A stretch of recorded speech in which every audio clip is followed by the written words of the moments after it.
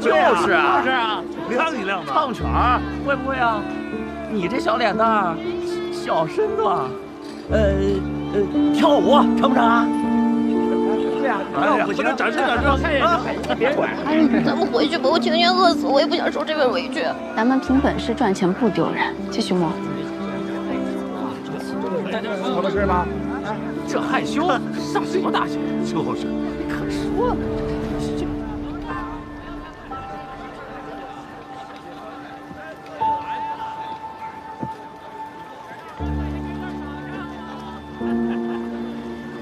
元日快到了。桃符，这桃符是什么呀？小娘子，你给我写写看，这桃字怎么写？这福字又怎么写？师哥买什么桃符啊？趁早滚远点！哎呦，这嘴还挺厉害。你何必听呢？我说，再写个让大伙瞧瞧呗。是啊，让我们瞧瞧，瞧瞧呗。写一个。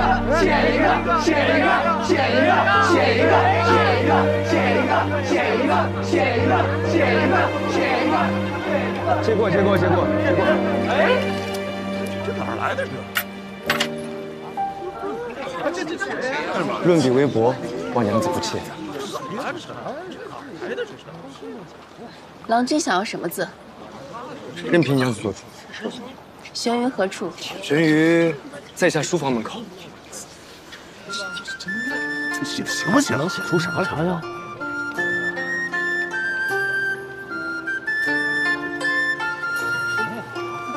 别说写的还挺好啊，还行。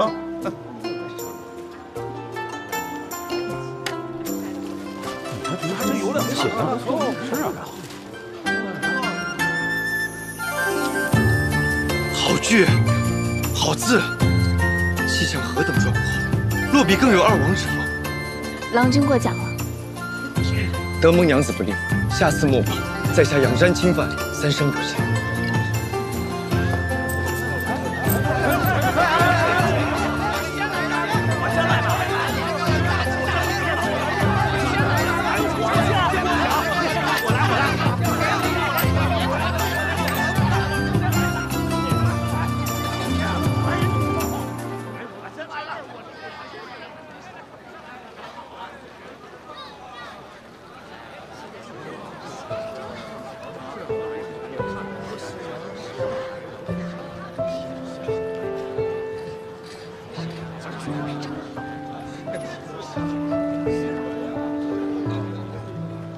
什么玩意儿啊？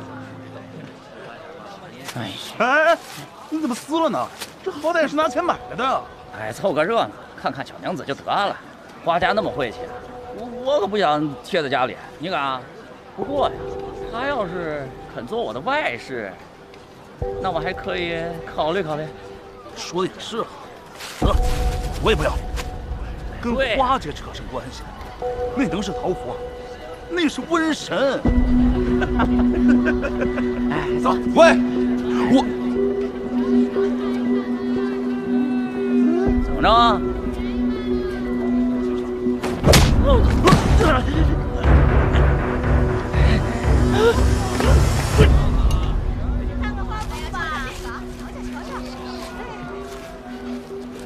你来一个，跟我来。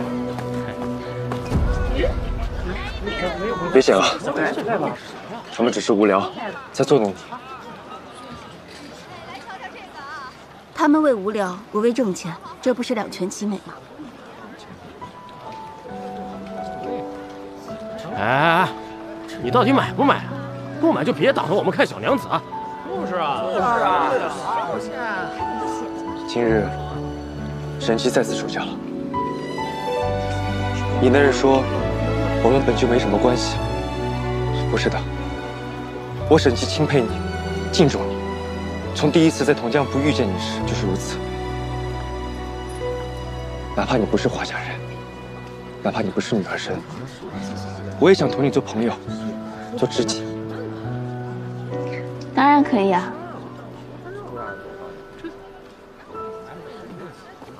这不捣乱吗？哎，咱们真是情深意重啊！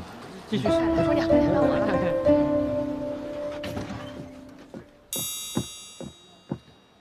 司职，有个情报。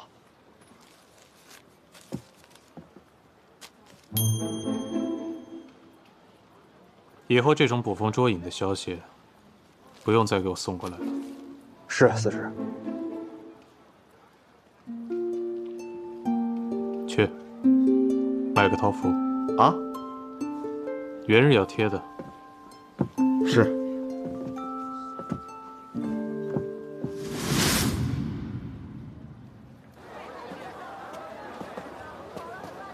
阁下留步。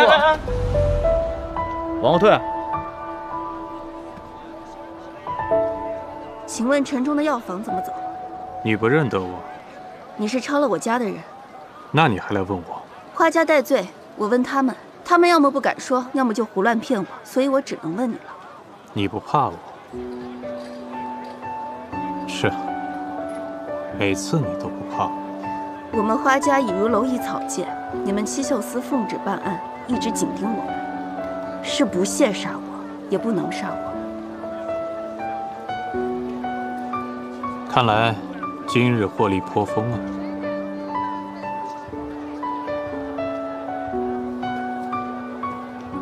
哎，你看啊，那条巷子左拐，看见石狮子就是了。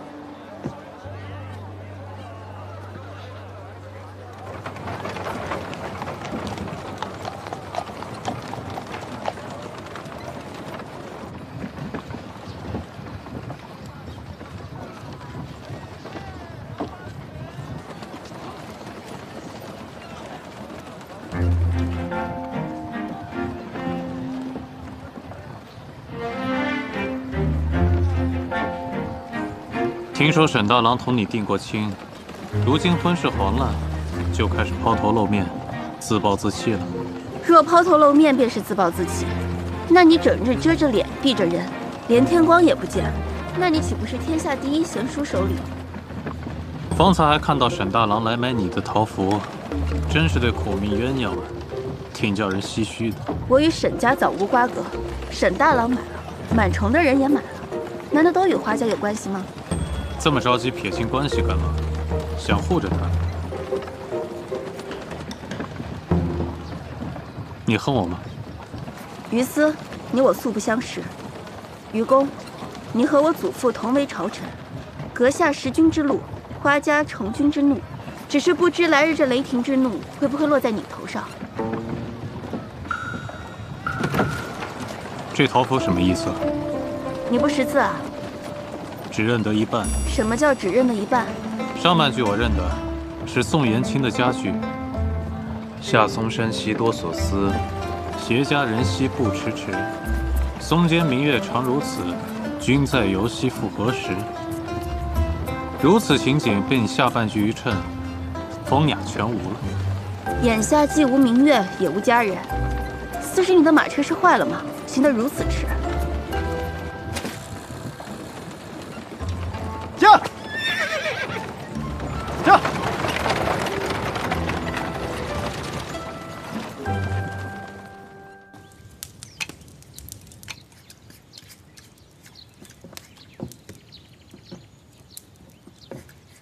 不管怎么说，你也不应该丢下姑娘一个人回来呀。我咋就跟你说不明白呢？是姑娘让我先回来给你们送吃的呢。说我。 姑娘回来了，姑娘，把东西都搬下来吧。姑娘，你没事吧？这吃的用的都有了，老夫人的药也抓了，怎么还是不高兴啊？芷儿，啊，这些都是你挣回来的，至少不用饿着肚子过除夕了。 来，快搬！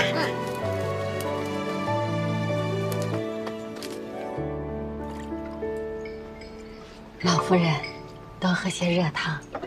今日这汤里竟还有肉呢，都吃吧啊！这玩意儿搁以前连家里的狗都不吃，现在倒成了稀罕物。李哥，今天有肉，你多吃点。真香。可不是嘛！现在闻到这一丝丝的肉味儿，竟像是过年了。二婶娘，你糊涂了，今夜正是除夕啊！是吗？那也不知老太爷跟老爷们能不能吃上口热饭呀？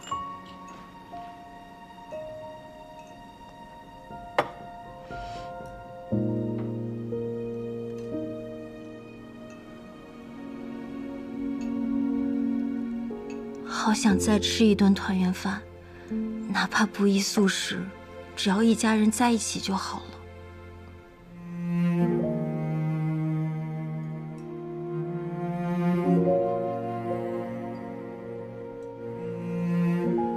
都好好吃饭，别糟践了侄儿的力气啊！快吃吧，吃吧，吃吧，吃吧。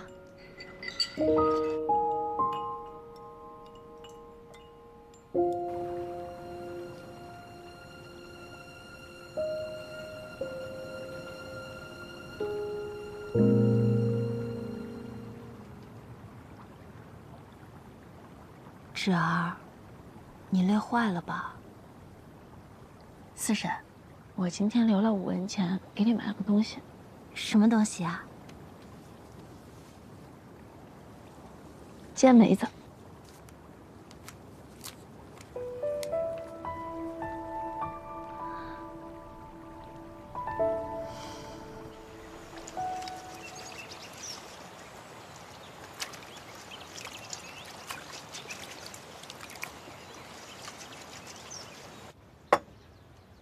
老夫人配药的饴糖还剩下些，姑娘上次带回来的果子，我试着用糖煎了煎。四夫人快尝尝。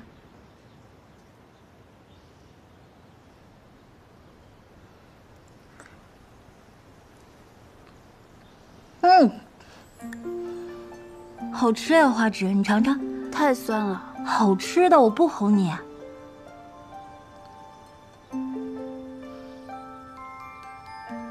福东，你这手点石成金了。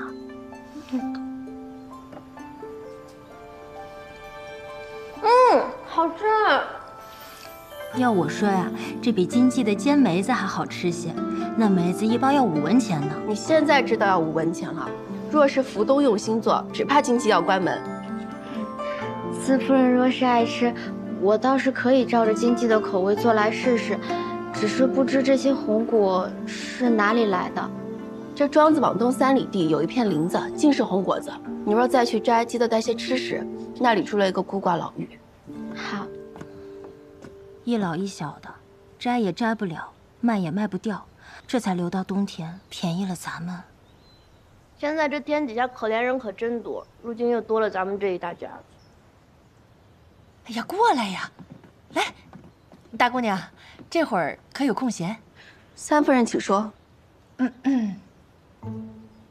先下去吧。我是昨日才知道，什么叫听见铜钱响，如听神仙音呢？你是知道的，从前府里就属灵儿的字写的最好。下回带上你的小妹妹一起写桃符去啊！我不去，我当是什么事儿呢？亏你也深得你诗礼簪缨之家，这等当街卖货的丑事，连我2个丫鬟都羞于做。今日我便把话说明白了，我宁愿饿死，也不赚这臭钱。读了几句书，难不成就能吃风屙烟吗？我怎么就生了你这么个油盐不进的丫头？你不写是吧？不是有现成的吗？娘，这是我的小川西行图，你别动它，你别动它。什么西行东行？吃了这么多天的西北风，这玩意儿什么时候顶过饱？倒不如交给你大姐姐卖几个大钱，好歹不让肚皮闹饥荒。给我，你给我，你不就是烧它也不卖它？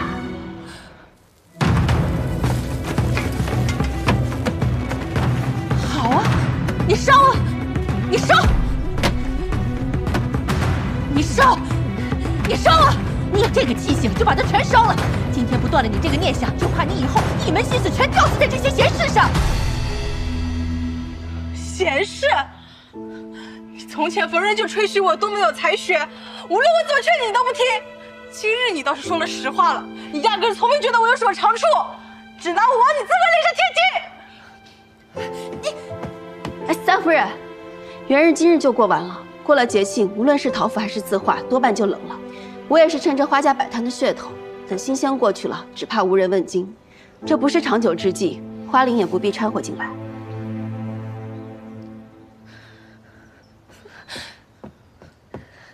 这个死丫头，赚多赚少，总算是有进项。年是过了，可是以后吃什么呀？赚钱的事情多如牛毛，只怕三夫人不肯。嘿，这丫头，我未出阁时可是拨惯了算盘的，我做过的买卖比你逛过的都要多。你个小丫头，就不必指点我了。只是，经商终究是下流行当，一时救急还行，若是把它当成长久之计，恐怕是自甘下贱呀。夫人说是，那便就是。姑娘，沈郎君来了。啊！沈郎君，你来了。三夫人，刚得的消息，大理寺已审结，先生他们俱无性命之忧。上天保佑。审结之后，花家男丁就要分批押解，流放北地。今日庞之都已出发，3日后一早，先生他们就要被押解出城了。万寿门外有个十里亭，凡是流放之人会在亭中停留片刻，勘验身份。若要相见，便在此处了。只是去不了许多人，至多2、3人，不然恐怕差人不许相见。好，多谢沈郎君相告，我马上去找老夫人商量。华晨，我不便在此多留。3日后一早，我会在竹林外巷后接上3位女眷，前往十里亭相见。若有什么要捎给他们的，一并带去吧。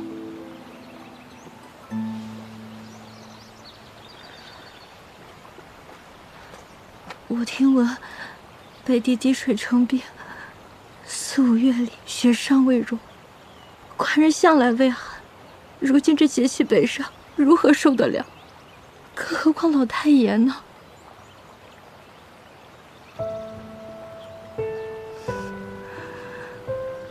侄儿昨日采买，记得运了些布匹回来。是，快要开春了，本想给大家裁单衣用的。不，把那些布匹都拿来吧，做成衣袄，记得一定要宽大些。先前沈郎君买的那些也拿来，把它拆了，里面的棉絮掏出来，絮成厚衣。你再带上几个丫鬟，多买些针线回来，越结实越好。是。除去自家的男丁，旁系的男丁也千万不能忘了，他们的家眷多半得不到消息，准备不了什么。3日之内，无论如何要做出43件棉衣出来。我们华家的男丁，一个也不能冻死在那边。是，老夫人。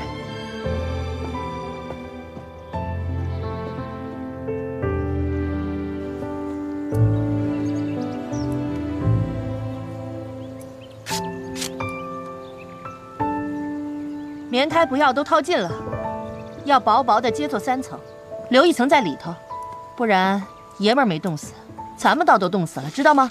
是。若是知道啊，哪些是给老爷们弄的，我就给他铺得厚厚的。我的姐姐，你糊涂了。那老爷们的自然由夫人们缝啊，什么时候轮得上你我了？咱们这些活呀，都是给旁支男丁缝的。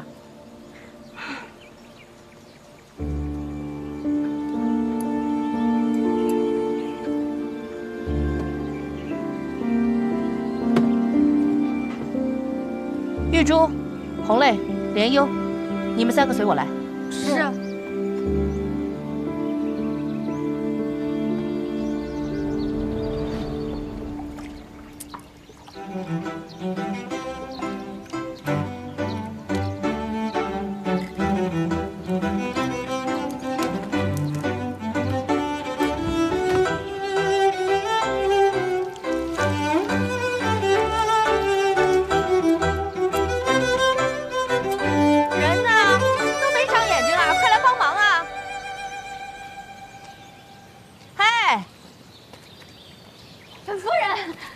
你又弄了什么好东西回来？这么多，闻起来好香啊！他们爷儿几个快要上路了，能不能回来还未可知，总不能让他们空着肚子上路吧？我进了趟城，买了张记的炙羊肉，盛记的烧鸡，还有几坛屠苏酒。母亲，你哪来钱买这些啊？我把玉珠，还有你的那2个丫鬟给卖了。什么？莲幽、红泪，他们跟了我这么久，你凭什么不经过我同意就把他卖了？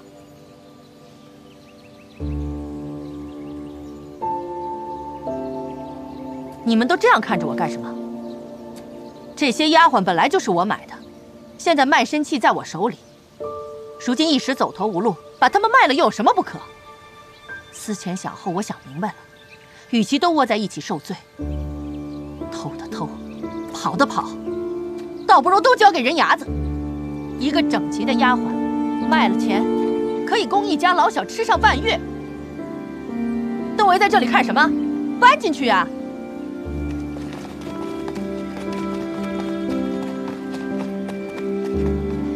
福东，你是我的人，不是三夫人的，别怕。可我的妻子还在三夫人那。姑娘，我是轮了好几手，侥幸遇到大夫人这样菩萨般的主家，才能活到今日的。若是再被发卖出去，定然是没有命活了。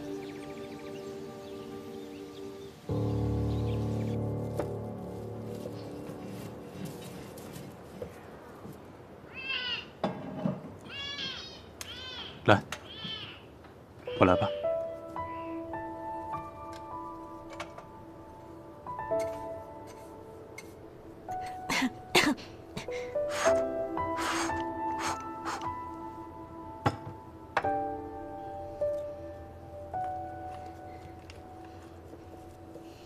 芍药，今天开心吗？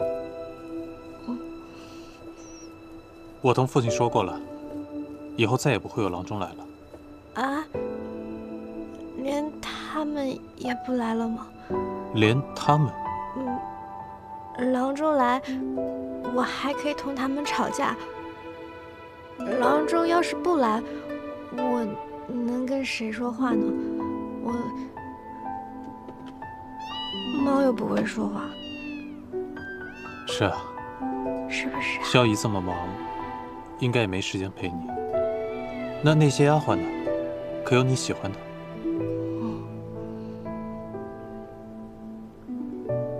那等哥忙完，每天都来陪你，好不好？我每日又能陪他几时呢？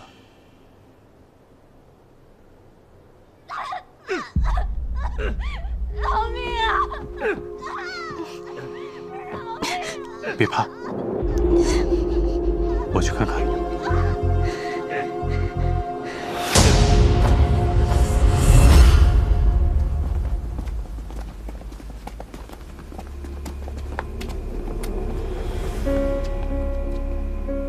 见过世子。怎么回事？这些奴婢对先王妃不敬，小的奉命整顿王府。如何不敬？你又奉谁的命？这些嚼舌议论，小的哪敢再说第二遍？是萧王妃实在看不过去，这才让小的处置。去吧。是。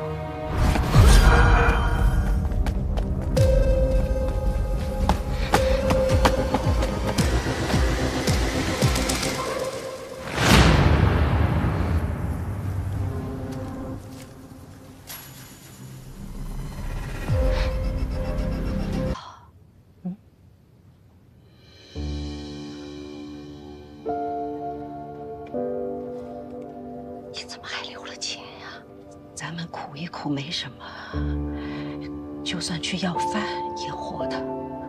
这些从牙缝里伸出来的银子，得先紧着爷们儿用。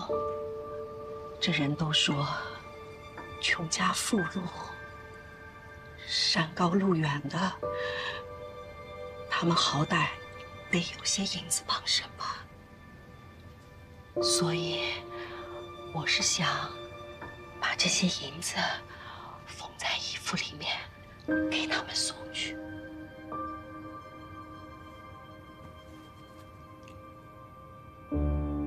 你也有，前几日芷儿给我的，我们娘俩也就这么多了。那要不要跟他们知会一声啊？千万不可！只见老夫人让咱们交钱，咱们都死死捂着。这现如今要是让别人知道了，要怎么说呢？二嫂，我听你的。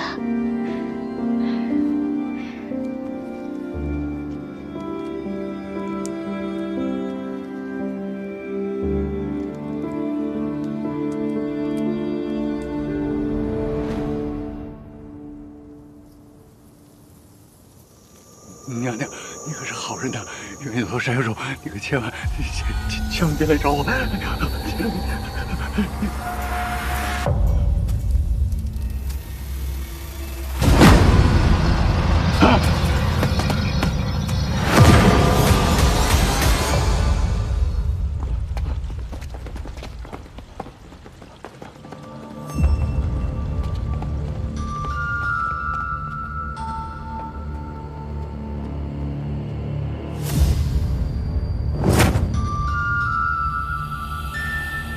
是阎王殿，饶命啊！饶命啊！陈琴，去外边守着，别让任何人进来。是。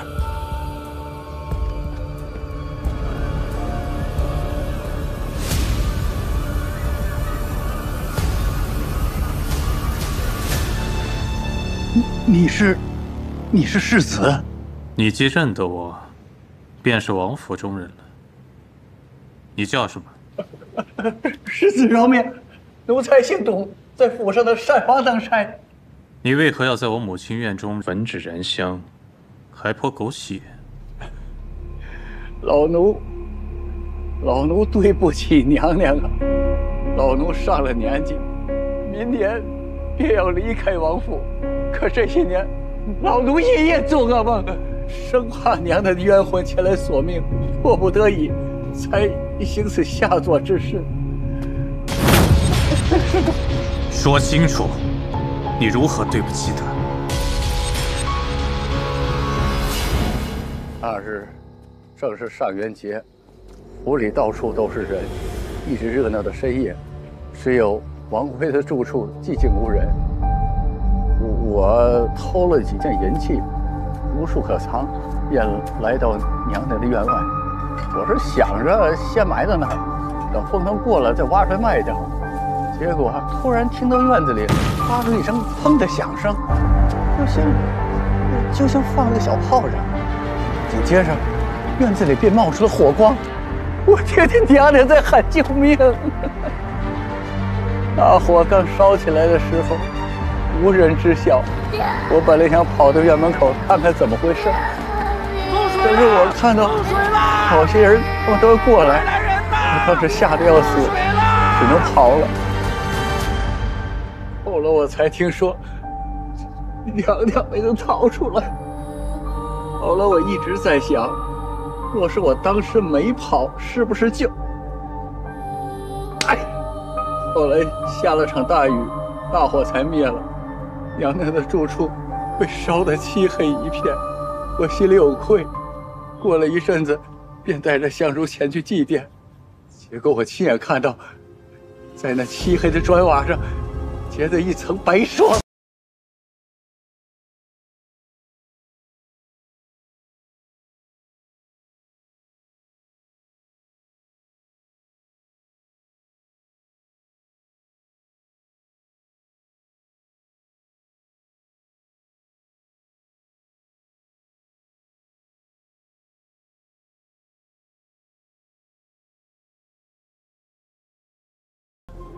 带他出去。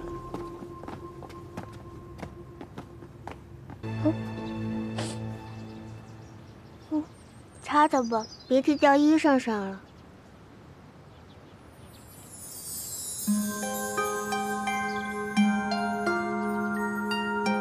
喏，给你。我是跟着花御史来的。我方才在灵堂上看了好久，那些大人都在装哭，只有你真的在掉眼泪。真弄不明白，王妃是这样好一个人，除了你这个小孩，竟然没人愿意为她掉眼泪。真的她？那夜我在院子里迷了路，误闯到这里，王妃非但没有怪罪，还派一位老嬷嬷送我出去。我母亲向来独居，身边并无嬷嬷。你认错了。她是你母亲？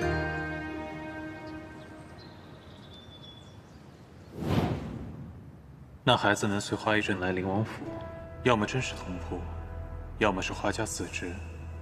如今也该18、19岁了吧？他见过那个所谓的嬷嬷吗？哦，把他送走了。这2天我叫火把他盯紧。花家男丁今日流放，几时出发？卯时。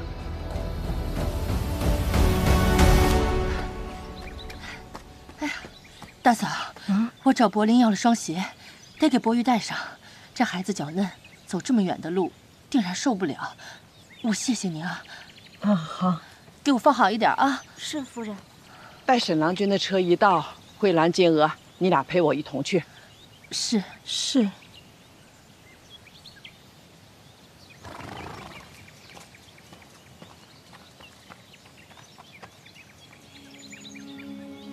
家小子有没有个准头啊？这可怎么办呀？再晚了就见不到了。祖母，不能再耽搁了，再耽搁一定会错过。可是沈家小子不来怎么去啊？老钟的腿刚好一点，走还走不动呢，谁来赶马车啊？是啊，这我去吧。芷儿，你何时学会赶车了？我不会，但是试试总比不试强。我从前跟着祖父走南闯北，也是坐惯了车的。钟叔每一次驾车，我也都在旁边看着。这不管是人驾马还是马驾车，跑起来就行。真的能行？只是这车上现在堆了许多东西，可能坐不下其他人了，只能我自己走一趟。那你路上一定要小心，实在追不上便罢了。我尽力。姑娘，你这些袄子太轻了，得有一个人压着车才不会掉下来。就你聪明。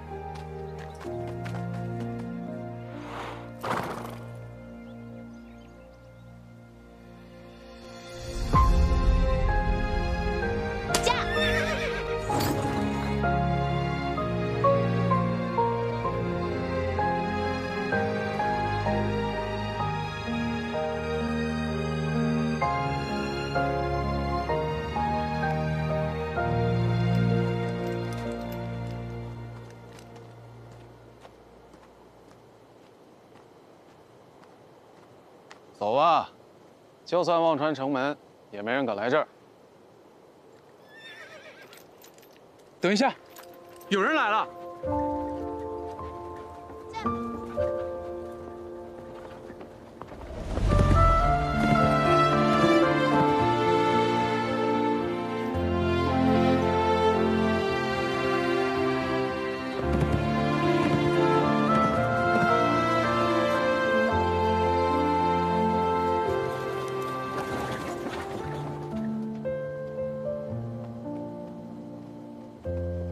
险些就没赶上了。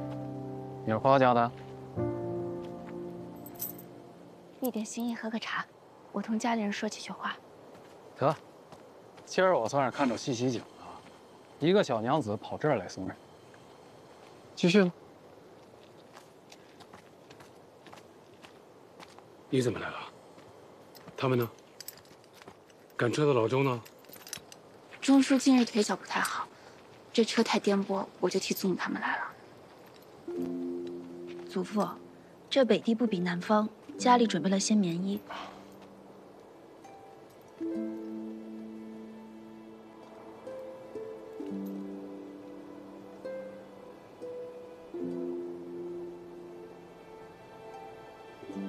侄儿，抬起头来，看着我。祖父，家里出事以来，我从来都没有哭过。那是自然。我们侄儿是个顶勇敢、顶厉害的姑娘。你放心，家里现在有吃有穿，也有住的地方，大家都很好。好，我放心。爹，不离还好。家里43口人，每个人都有份，还要劳烦爹和叔父们把这个鞋带给大家。我一定会照顾好大家的。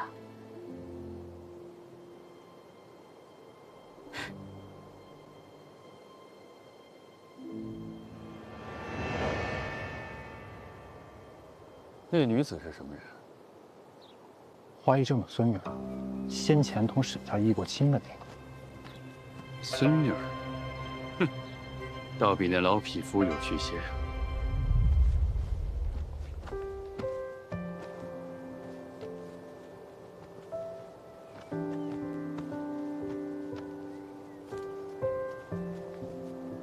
真和善。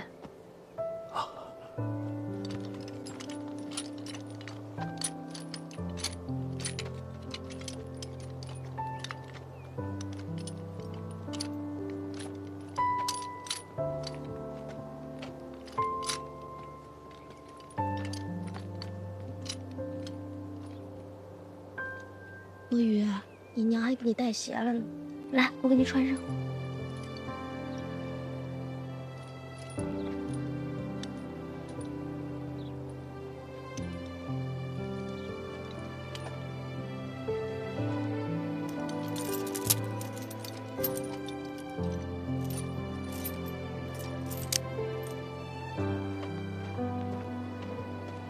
我好想我娘，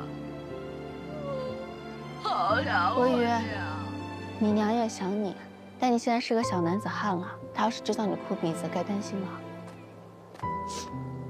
侄儿，怎么样？这个是四婶亲手缝的，你要好好穿。自然是他缝的，这么歪的针脚，也找不出店儿。四婶她他怎么了？她本来要来的，被我抢了先。我来的好，可不能让他看见我这副样子。哎，你回去之后可要替我好好说几句好话啊！你就说四叔他精神好，就是想得开，一顿能吃好几碗米饭呢。仗着豪情，要被兴华磊落。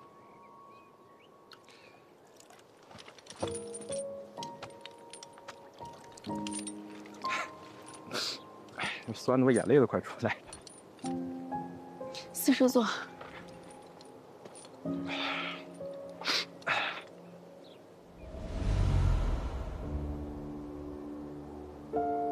侄儿，你记着，千崖书院后山有2棵大槐树，是你出生那年我在那读书顺手种下。我走之后，记得常去浇浇水，松松土。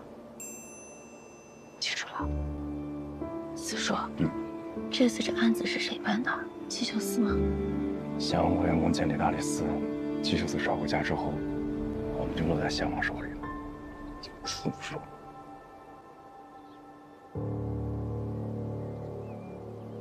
喝酒啊！我素不喝酒，但这碗酒我一定要喝。诸位，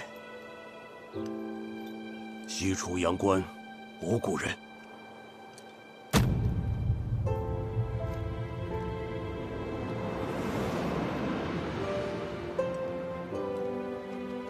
吃饱喝足了吧？该启程了啊！几千里路呢，再拖到什么时候？大家放心，家里我会照顾好的。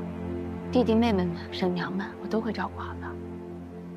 祖父可还有什么事情要交代，侄儿一定办到。祖父只希望你未来自己能过得快乐开心。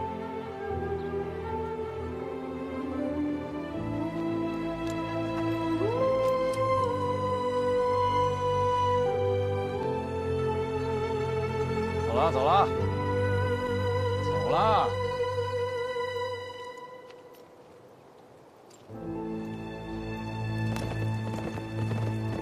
驾，驾。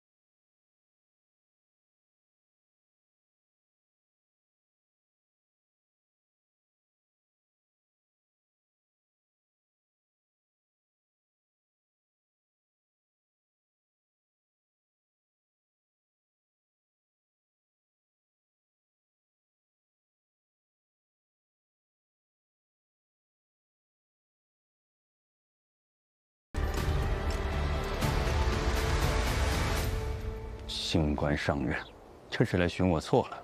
自大清开国，今日蜀金做任大理寺，多我一个亲王，也不知官家是宠我还是憎我。走，去看看，他能寻出什么错来。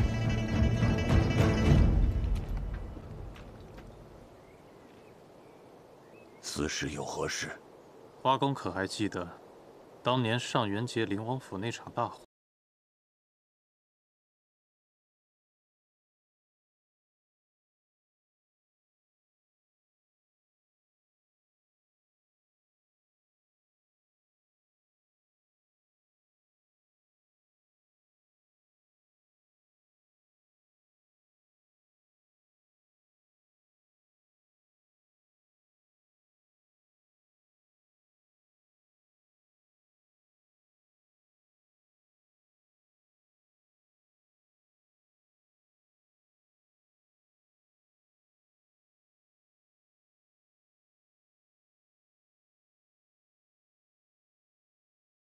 有意隐瞒，倒叫我有些好奇了。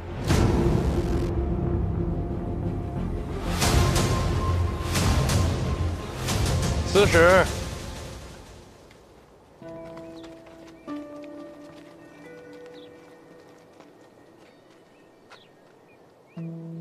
问献王殿下恩。这案子接在我手上，今日便来看看。不料司使也在此，真是巧啊。听闻殿下勤勉，果真是事必躬亲。小王心蒙生恩，自要昼前夕替，不敢有负管家。不知这些犯人是如何触犯了司使，先让司使亲治啊。犯人出城，例行搜查而已。陈情，搜。是。司使有所不知，犯人出城之前，殿下已命人细细的查验过了。大理寺嚣张什么？也非给你搜出个错漏来。本王还有事，司使请便吧。这两个虎狼相争，倒拿花家人来回折辱。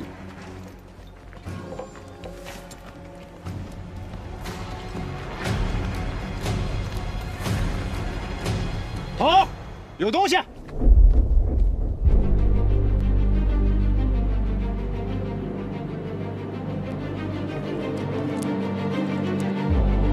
银子啊！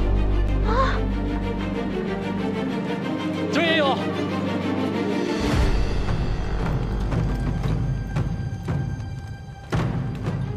先王殿下恕罪，我等失察，自愿领吧。这就是殿下所谓细细查验过了。这怎么回事啊？将这人给我拿下！是。哎，大姑娘，这些民衣是我带来的，他们不知情。民女有罪，不敢欺瞒殿下。此时可听见了吧？竟是位莽撞的小娘子。说起来，我与司使今日的误会，倒像是一段风流佳话了。殿下请便。殿下，这小女子该如何处置？她有什么大忌，别拿来问我。是。将这刁女子押回衙门，打10个几杖，放了。是。不行！这银子是我的，你不要亲手的，放开他！姑娘，十二，放开他！12，放开他！慢着。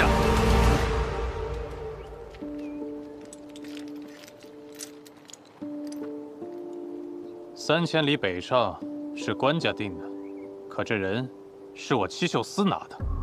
今日我便把。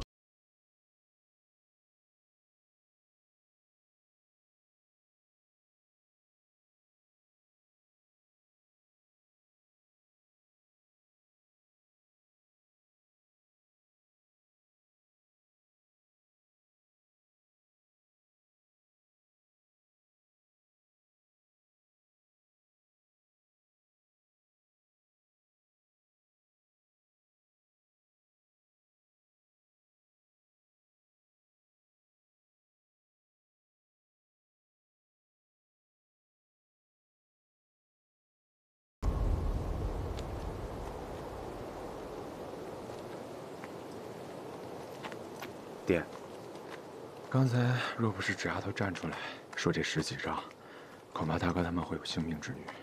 不过看今日这行径，纸丫头并无大碍。那献王定是要大事化小，小事化无的。我并不担心他今日的皮肉之苦，我只担心他的将来啊！哎，你们小心！纸丫头是有本事的，你放心，有她在，家里人不会有事的。芷儿是有本事。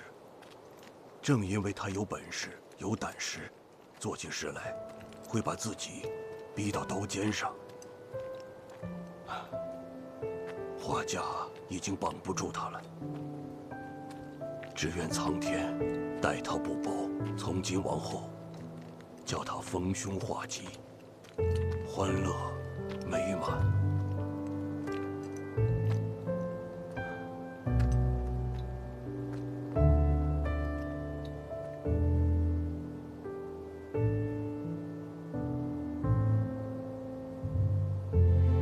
走吧，3000里路不好走啊。纸儿都不怕，咱怕什么呀？前途尚有关山万里，痛快！君不见，夸父逐日窥鱼烟，跳亮北海超昆仑，披霄绝汉出汉莽，撇列左右移星辰。怎么只有你一个回来？纸丫头呢？那天茶子忽然来搜身，我不知道怎么的，我看见从大老爷、二老爷袍子里搜出了夹带的银子。天杀的！他们是有心栽赃我们吗？家里穷的连蛆都不生一只，哪还有银子往袍子里塞啊？三夫人，我看得分明，那钱真的是从袄子里掉出来的。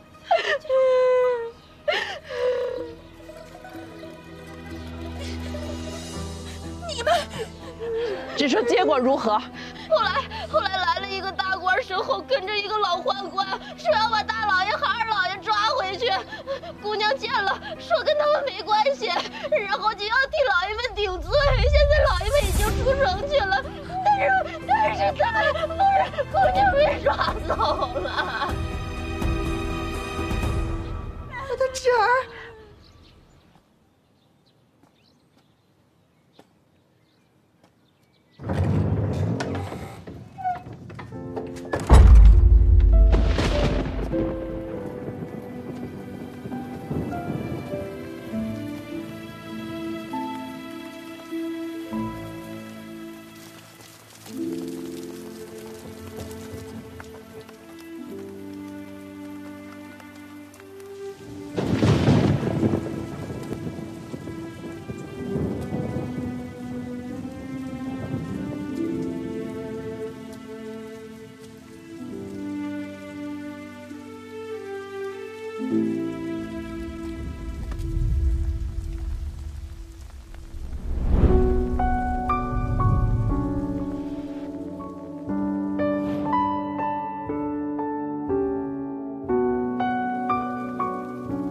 是你啊？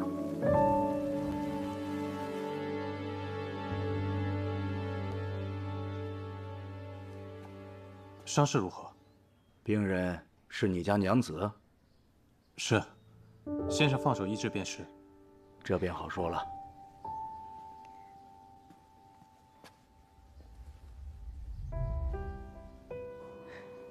你看这手杖，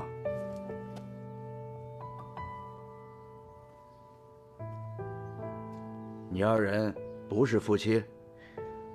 虽有婚约，尚未过门。年轻人呐，等你们往后有了夫妻之实，就不必这么害羞了。先生说伤情吧。这杖伤虽看着吓人，也着实受罪。不过好起来也快，只是现在需要先清理伤口，再服伤药。有劳先生了。娘子忍着些啊，这伤口不清洗干净，日后会溃烂的。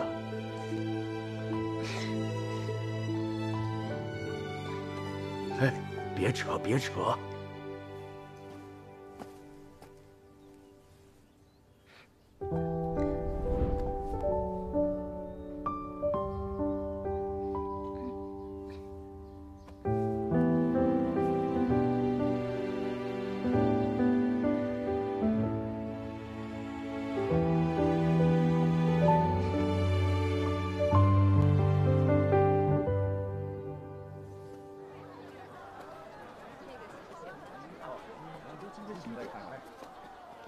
先生留步，多谢。回家后，郎君需好生照顾姑娘。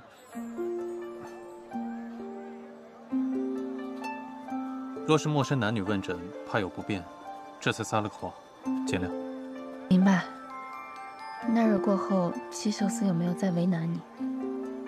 没有。我还以为你回北地了。我在皇都寻了份差事，不回去了。在北地待久了，在京里待着，会不会觉得闷？说出来不怕你笑话。刚回来那几天，我感觉连气都喘不上，处处被拘束着，就像被关在笼子里。那现在呢？现在习惯了。我刚才看你从衙门里出来，可是遇到什么难事了？仕路多艰，看来我们运气都不好。你若是想回去的话，我可以送你一程，就当报答当日搭救之恩了。不必客气。我只是想随便走走。那刚好，我近来无事，可以陪你随意走走。你受了伤不方便，上马吧。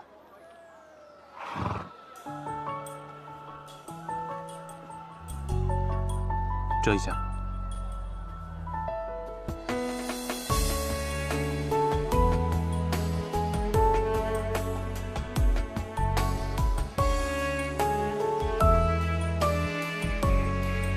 你怕是遇到难事了，却不是衙门里的事情。何以见得？受了伤不回家，却来山里，难道是要来自寻短见？也不是什么难事，只是有些累了，走不动了。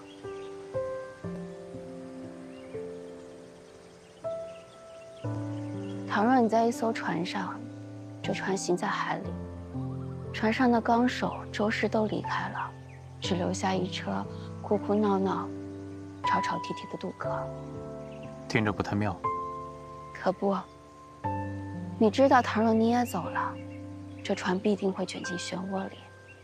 你一时心急管了，这群糊涂客把你害进了衙门，打得皮破肉绽。哪怕你跟他们说我有方法，听我的，他们也不相信。你若生了翅膀，不如振翅飞了。天宽地阔，就不用再操心水里的事了。这倒是个好主意。这船上的人，同你亲近吗？虽说一起在船上生活了好多年，但其实都是各过各的，除了骨肉至亲，来往的也少。和你最亲近的纲手已经走了，之前都是他在这里苦苦经营这艘船。倘若真的弃之不管，心里会愧疚。那倘若你把心一横，劫了这船呢？那可是好大一艘船，好多的人。要是我一个人掌舵，怕是会累死。但我也害怕自己的一片苦心白白浪费。我就不该问你，原本是一个人犯案，现在倒好，变成2个人都犯愁了。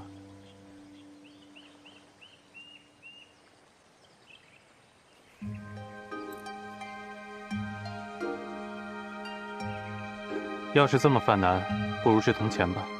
这世上千难万险，能用钱解者10之8九。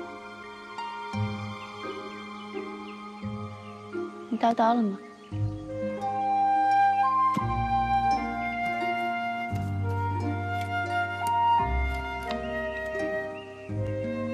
我来吧。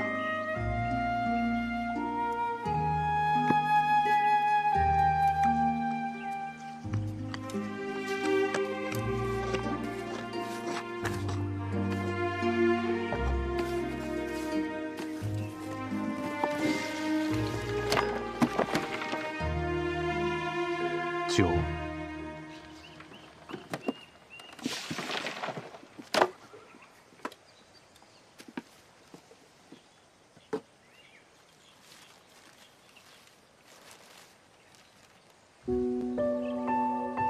是四叔的字。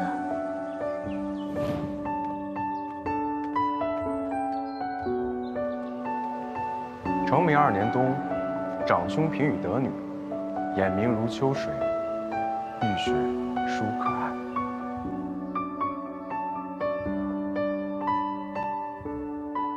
女直方牙牙学语，见人则哭，见鱼则笑。击掌，常随于衣，如小犬随人。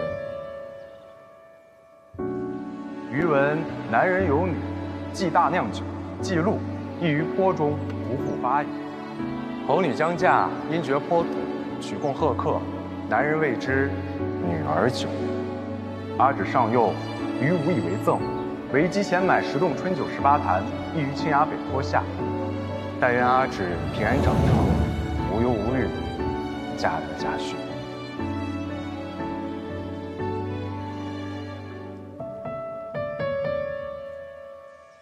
这些酒已经埋了15年了，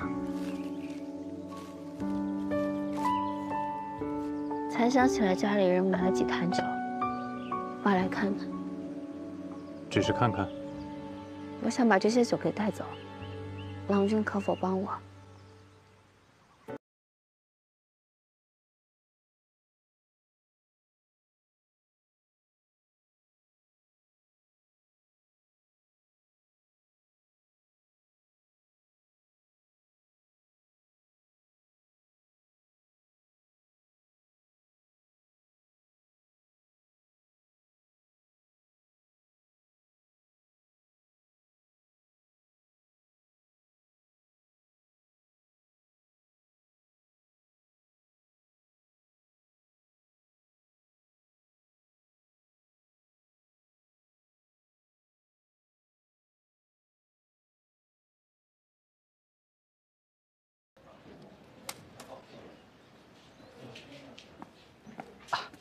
娘子，这些酒拢共能当170贯，这是17张交子，您收好。我单取2贯钱。好。怎么还留了一坛？这坛酒送你了，全当是陪我同游的答谢。谢了。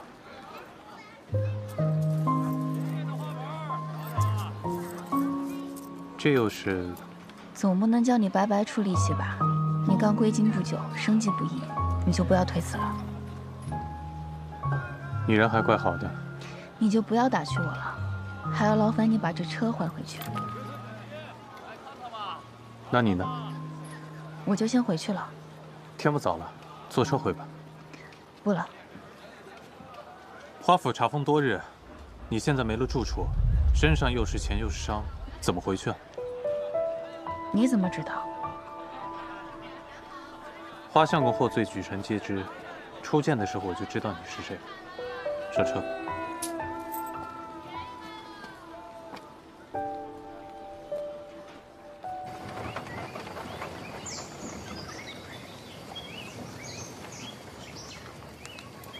这儿没有人烟，道路颠簸。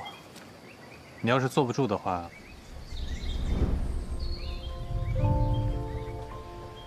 就算有人看见，我也实在是撑不住了。再坐一会儿，恐怕要栽下车去。这里也没有树可以靠，只好借一下你的肩膀。对不住了。这些是你陪嫁的酒吧，都给当了，以后你怎么嫁人？送了你那么一大坛，都堵不住你的嘴啊。那你怎么就这么放心，让我来帮你挖这个酒？不放心也没有办法，家中尽是妇孺，没有一个能出力气的。别说是搬酒坛了，纵然是挖，也挖不了几寸。便是有，我也不敢让他们知晓。知晓会如何？一来家中人多口杂，立刻会走漏风声；二来这些钱到了他们手里，不知道会使到哪儿去。蜈蚣倒还好，要是再闯下祸，我可遭不起第二次罪。多奇怪啊！家里这么多人，竟不如你这个生人来的可靠。你就不怕我谋财害命？这些酒可值不少钱。便是不找你帮忙，我也会去雇几个力妇，还不见得有你可靠。方才我从衙门出来，满身血腥晦气，也只有你停步问我。我还是头一次知道，自己原来是个大好人，就是蠢了一点，被人骗来做了苦力。其实，可以先不急着做决定，给自己还有亲眷们一点时间。有时候越是亲近的人，隔阂反而越深，就像隔了层纸，非等纸破了，才能看到彼此的真心。为何忽然这么说？我生平最后悔的事情，便是年少时疏远了至亲的人。那是谁啊？我母亲。这是我们第二次见面了，还不知道怎么称呼你。我姓燕，单名一个西字。燕西。今天谢谢你，我睡一会儿。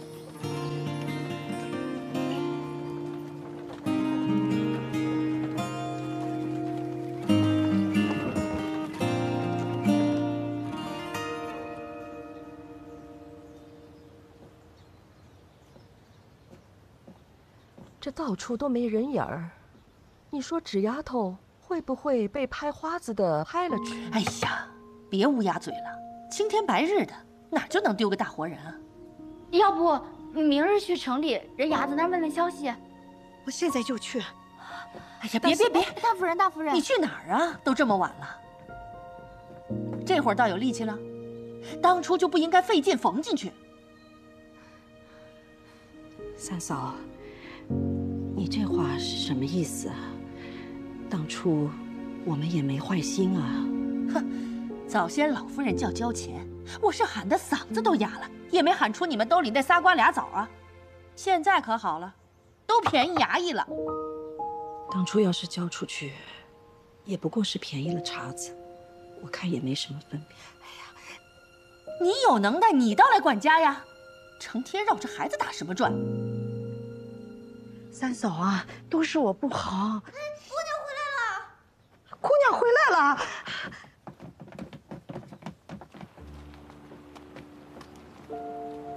芷儿，芷儿，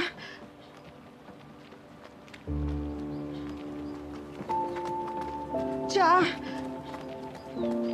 芷儿，感谢苍天，你总算是平安回来了。我被衙门打了10几仗，算不得10分平安。啊！他们为什么罚我，母亲能不知道吗？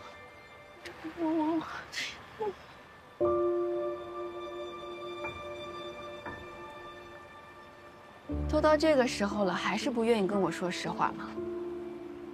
不是，如果当时我同你说，你定然是不会同意的。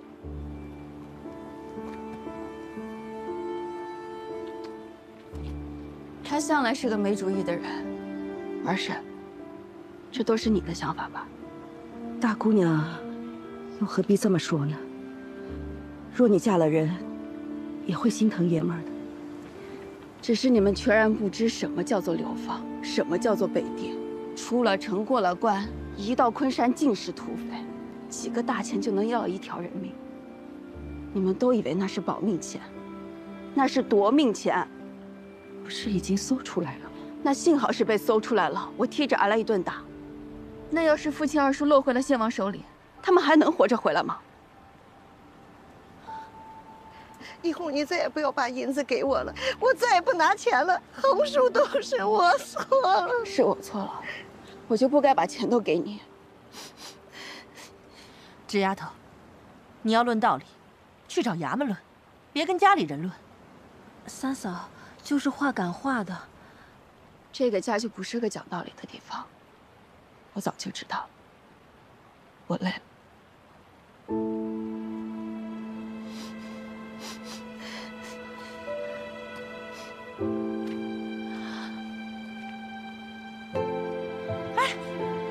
你这丫头伤成这样，你要去哪儿啊？赶紧躺下来养伤啊！你。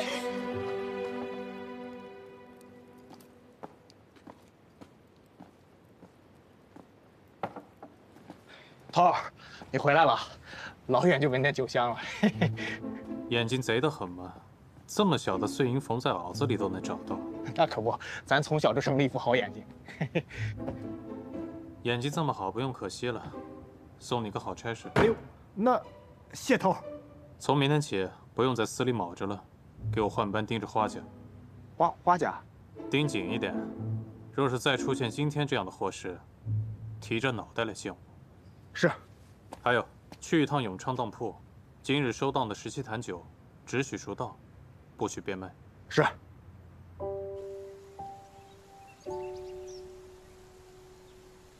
四婶，你愿不愿意同我一块儿走，单独过火去？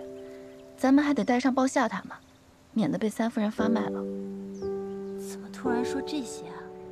从前我总是下不定决心，要顾着华家的门楣，顾着祖父母亲，乖乖地长在笼子里。如今什么都没了，但只要我还是花家的孙女、女儿，他们就当我是不顶事不吭声的小丫头，连薄邻薄里的话都比我要谨些。不破不立，我不能再关注自己了。原来我们侄儿是觉得委屈了？不是这样的，四婶，这人本来就是要自个儿长大，自个儿寻路，自个儿生老病死的。这旁人能同路的就同路，不能同路的就散了，何必非要拉拉扯扯的呢？你从来都比我想得多，想得明白，你说的都对。可方才三夫人有一句话，家里不是论理的地方。你才刚回来，不知道这一日家里都闹成什么样了。老夫人因着你的事儿，豁出脸去叫苏嬷嬷进城去托人。老夫人说，已经到这田地了，除了人再不剩什么。说是一屋子长辈，连个小孩子都保不住，就白活了。不能为了爷儿们把你一个小丫头给搭进去。你看看，这会儿你是不是就比爷儿们紧要多了？我再同你讲，苏嬷嬷带去疏通的钱，都是三嫂掏的，旁人也真是一文都没有了。三嫂卖了玉珠，又心疼又同自己怄气，夜里还偷偷掉眼泪，剩下一点钱都想拿来救你。他拿了多少钱，我都可以还给他。你个死心眼儿，这哪里是钱的事儿呀？我再同你讲，一早鲍夏回来报了信儿。大夫人你是知道的，两脚没沾过泥，出了门连南北都分不清，更没同生人说过话。我都没想到她真能摸到衙门去，吓得哆哆嗦嗦问你的去向，又一路哭着回来，脚都走肿了，说你从衙门出来就没了踪影。钟叔站都站不起来，拄着棍子就要去寻你，大家伙都急坏了，上上下下都进城去寻你。家里只留下我照顾老夫人。他们都去了，那不然呢？你是自家人，难道丢下你不管？三嫂把丫鬟们都带走了，二嫂数年如一日，天不亮就压着伯礼去读书。今日啊，连这功课都舍下了，晕头晕脑跟着去寻你。秦姨娘最好笑了，要去庙里问卜，病急乱投医，拜了个送子娘娘庙，被三嫂啊一顿数落。没有人告诉我这些。他们都是长辈，为小辈奔忙是应当的。若拿到你面前邀功，那多没脸面呀！三嫂那样的人，这辈子哪儿低过头呀？所以啊，我只想叫你知道，你想的都没错。可一家人过日子，有时真没什么道理可言。他们都是内宅女眷，是没什么本事，但独个儿遇到事儿了，回过头来至少有人在家等着你，替你着过急。我知道了，四婶，你容我再想想。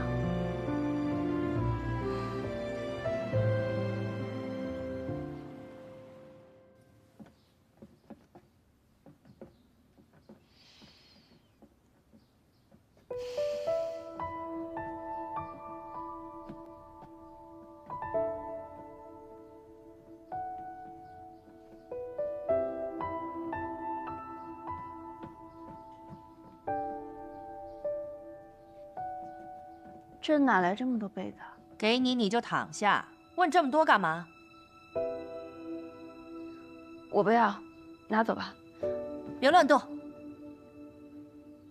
小小年纪就这么不听话，板子打在身上血淋淋的，就敢往稻草上睡，寒气入了肺腑，就别想好了。芷儿，就听你三婶的吧，这些日子行住坐卧你要注意些。我跟你二婶睡一起，挤一挤还暖。那伯礼呢？李哥可以同柏林一同睡，都这么大了，也该封床了。对，我俩挤着，一点都不冷。直姐姐，你快趴下吧，你这伤我看着都疼，铺垫后些怎么睡得着？我跟姨娘一块睡，不冷的。是啊，芷姑娘安心睡就是了。你就睡下吧，等你伤好了，把被子洗干净还回来便是。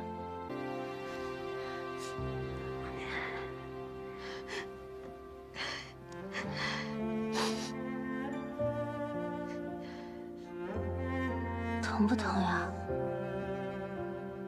你方才发火倒是挺威风的，现在知道疼了？你别动，我帮你把血衣裳脱下来，裹一裹伤口。伤痕已经裹过了。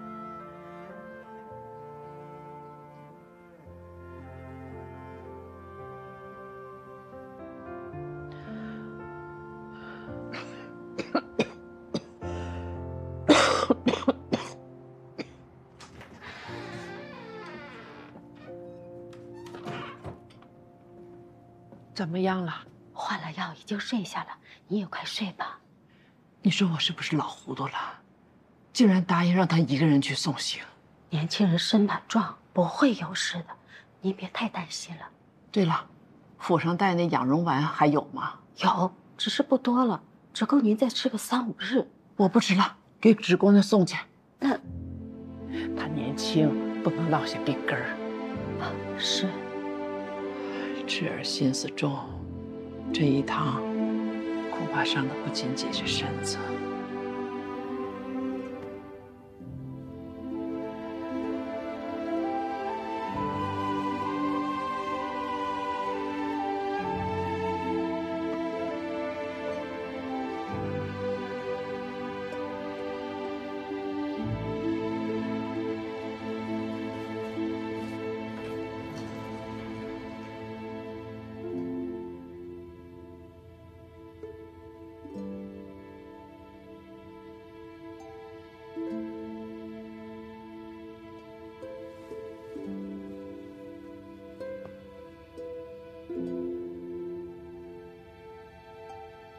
芷儿，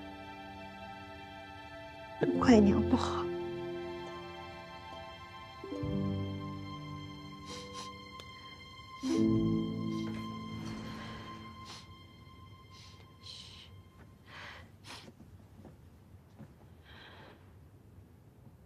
大嫂，这事儿都怪我，我对不起你，也对不住纸丫头。她二嫂都过去了，这白日里啊，我是碍于面子，一句软话也不肯说。纸丫头委屈也是应该的，别难过。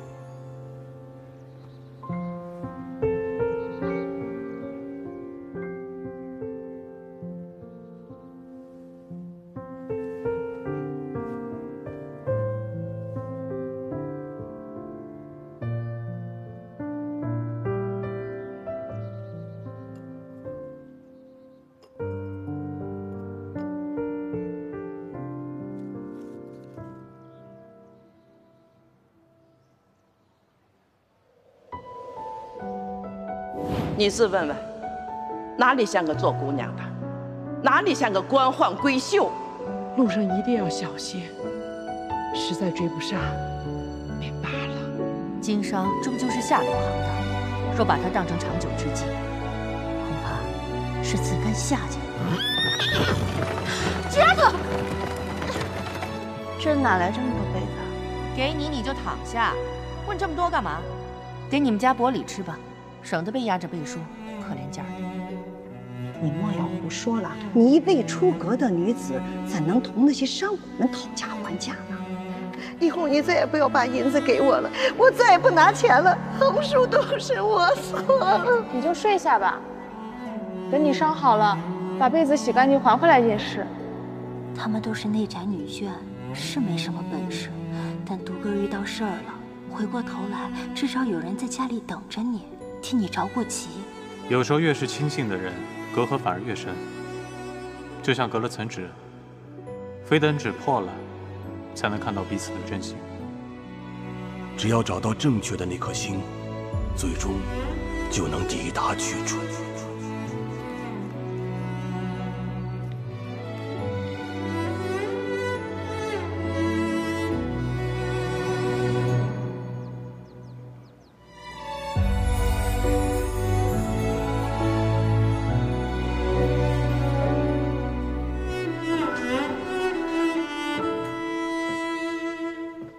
祖母，纸丫头，今日可好些？好些了，有件事情想和祖母商量。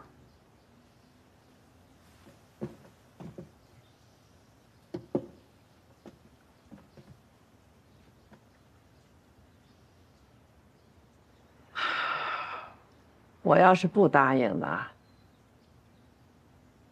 你是想甩开你娘和三婶儿，独自去做事儿？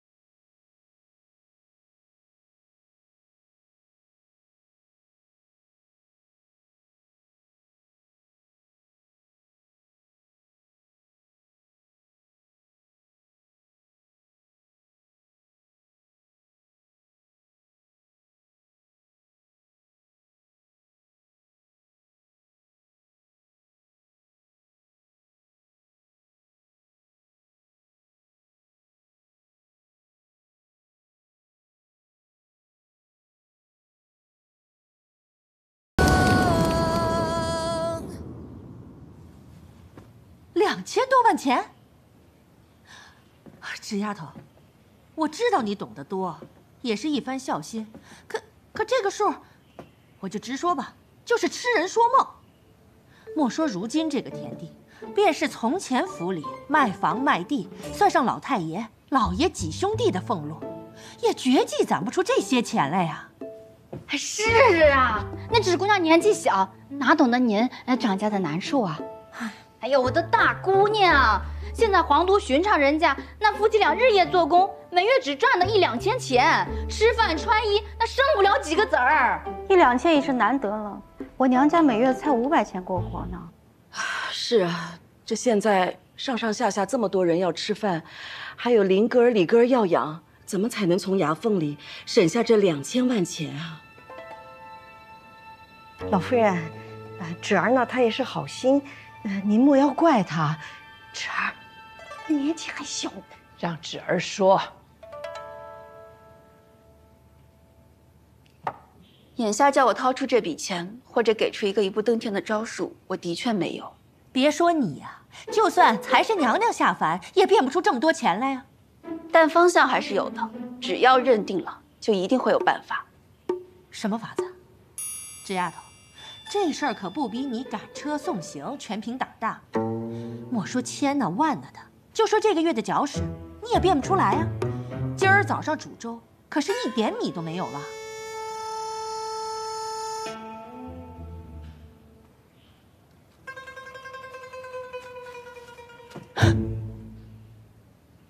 鲍夏，你带着银珠缠露拉上车去趟城里，把这个月的吃用都买下来，剩下的按照旧例2成分发给下人们当月钱。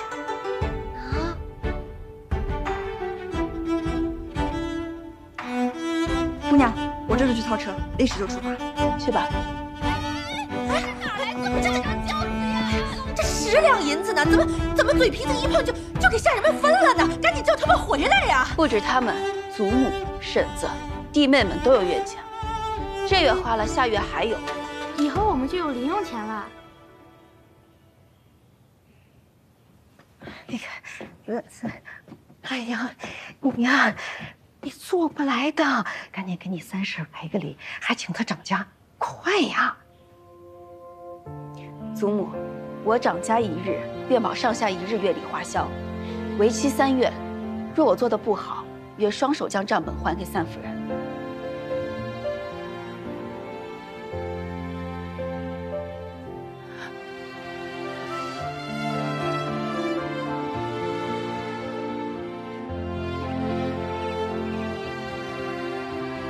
放晴了，昨儿还压着一片云头呢，喜是昨夜叫风给吹散了。芷儿，过来。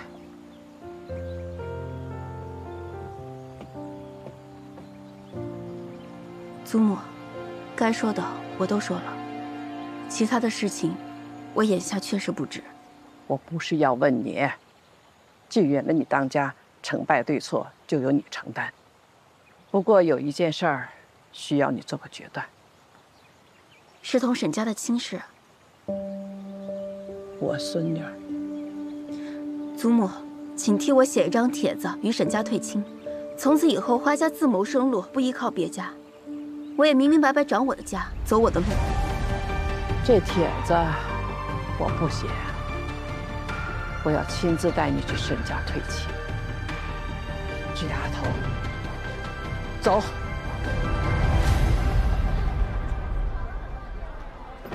祖母，我驾车不熟练，你可会觉得颠簸？挺好，想着晚上多给我加碗米饭啊。以前出门坐马车呀，都是有棚带盖的，窗户小憋闷得很。今日这一趟，一目千里，心里也开阔。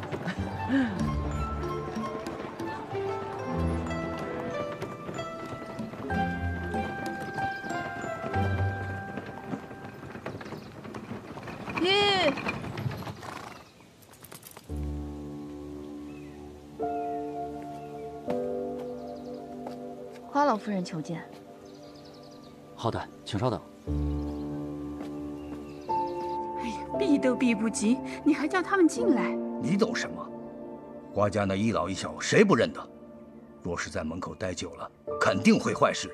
夫人，我不方便出面，一会儿不管他们来做什么，打发走他们便是。我吵什么？母亲，母亲，他们是吃人的老虎不成？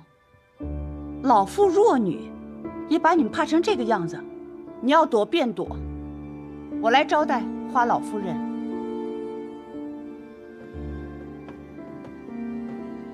夫人，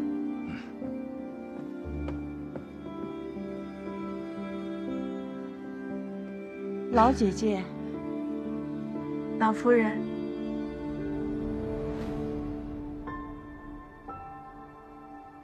老夫人，这便是你家大姑娘吧？正是。夫人万福。老姐姐，大郎还未放衙，只能由我婆媳2个招待亲家，怠慢了。沈大郎步步高升，官家倚重，自然无暇招待闲客。这样也好，没了男人，咱们娘几个正好说说体己话。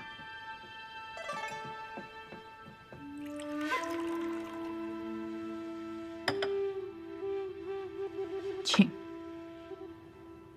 老夫人如今住在庄子上，想必不比城里。有什么缺的短的，我派人给您送去。啊，或就今日用板车拉回去也成。庄子上虽清苦，有我孙女在，倒也不缺吃喝。我听说了，芷姑娘当街卖桃符，这皇都里啊都传遍了。我也听说了，多亏了你家琪儿帮衬，真是个正直仁善的好孩子。当年老太爷定下的这门亲事啊，没看错人。啊，七哥儿明年正是要科举，如今啊正是用功的时候，这门亲事，这门亲事就算了。老姐姐，今日登门打扰，本是不该，可我觉得做人做事应该有始有终。那日你去庄子上是碍于情分，可我不能装聋作哑。如今你我2家云女殊途，这桩婚事不合适。今日我替老太爷做主，收回这桩婚约。我们2家本是世交，是我们沈家对不起你们。不过是时过境迁罢了。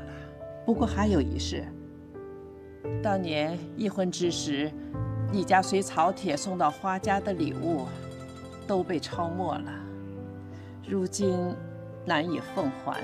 哎呀，不必再提了，有债必还。今日花家还不上，未必将来还不起。芷儿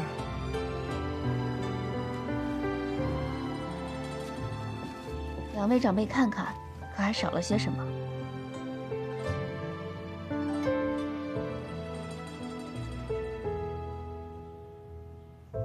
我舔言写了这张欠条，收好。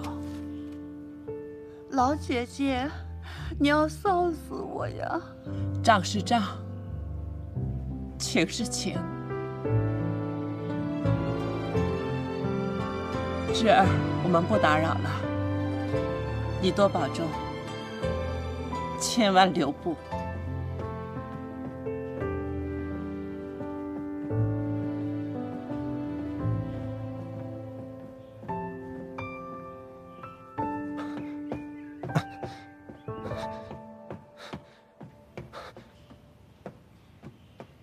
花芷来了，来退亲。琪儿，花芷，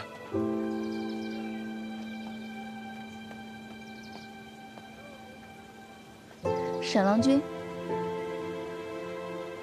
我只是想告诉你，君子有信。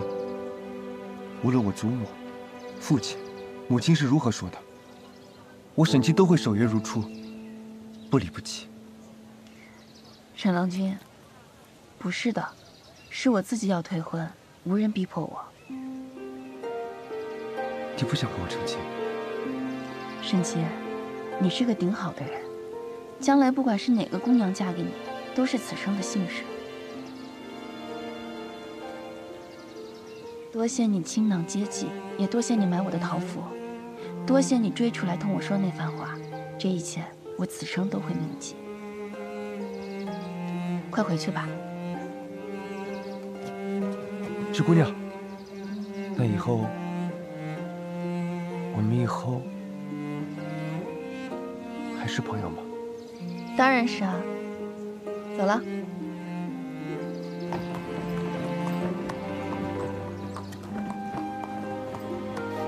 我来吧。我行。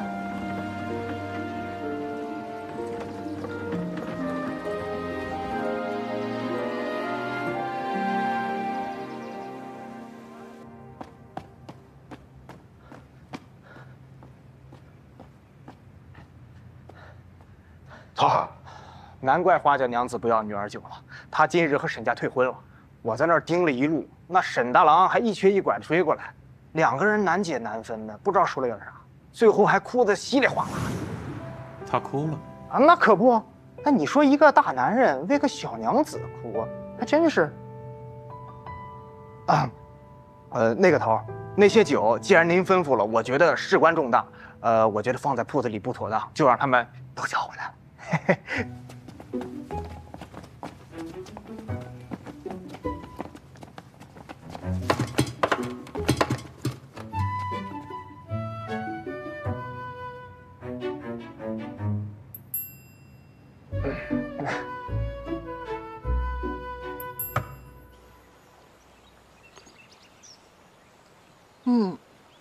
福东做的越来越好吃了，把我舌头都养刁了。你尝尝。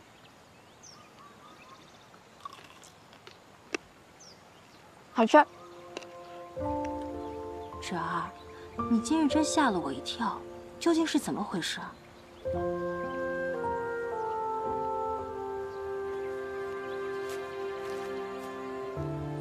哪来这么多钱呀？私塾给我备的出嫁酒被我当了，这是一半的钱，你拿着。这是你的嫁妆。婚都退了，还要他做什么？这些钱我先替你收着，要用时知会一声。好，都听你的。芷儿，值得吗？为了这一家子。四婶，其实我没有那么无私，我只是想明白了，与其躲着，不如往前。我要保护我想保护的人，做我想做的事情，不只是为了你们，也不是为了祖父，更是为了我自己。我只有走出去了这一步，才能越走越广阔，越走越痛快。也许有一天，我就能获得真正的自由，不用依靠祖父，我也能游遍山水，游历寰宇。那到时候你要写信给我，告诉我山海都是什么样的。好啊。莫说那些远的，就说你如今的差事，这些酒钱点不到半年就耗光了，生计究竟在哪里？就在这儿。不行不行，怎么不行了？四婶说好吃，柏林玻璃也说好吃。我是自己瞎琢磨的，都是上不了席面的手艺。这眼下也没有席面要做啊，等以后有大席面了，你再犯愁。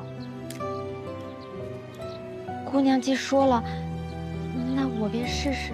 若是不行的话，不行的话也没关系，我多的是办法呢。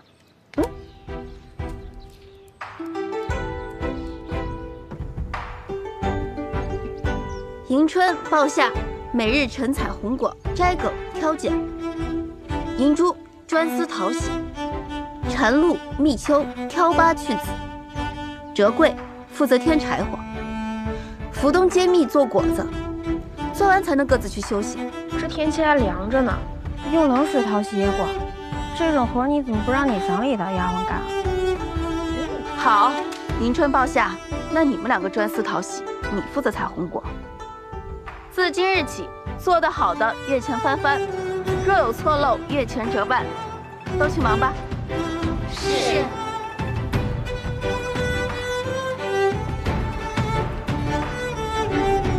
人不大点，使唤起人来倒利索。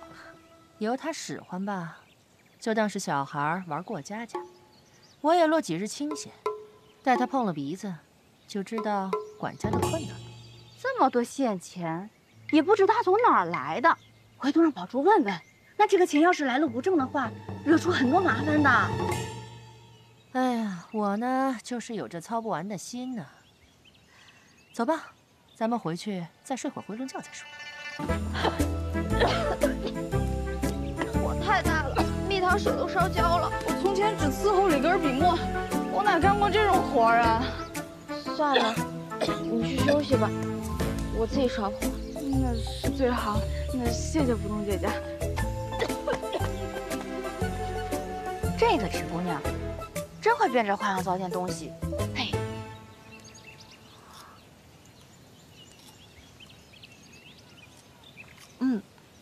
味道同从前一样好呢。好什么呀，酸死了！不对不对，是太甜了，这样吃多了会腻的。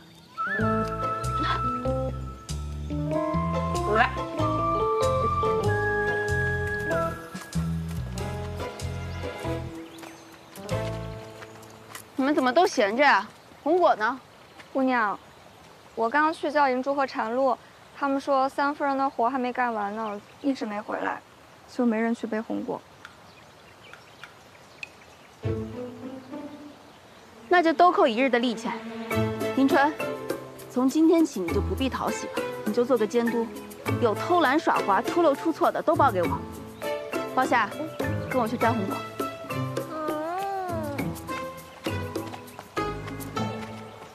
头，花家旁支这几日都陆续押送出城了。照您所说，要找的人应当17、18岁。我把队伍里年轻的都审了一遍，没有一个人小时候去过灵王府。那书童既不在流放之列，便是家仆之类的。如今花家仆从散尽，想要找到他的下落，恐怕如大海捞针。花指回去也有2日了，不知道伤养好了没有？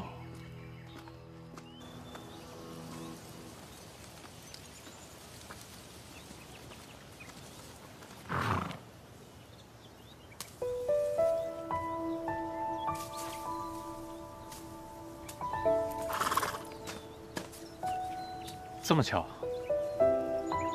你怎么在这儿？哎，我认得你，你是那个当兵的。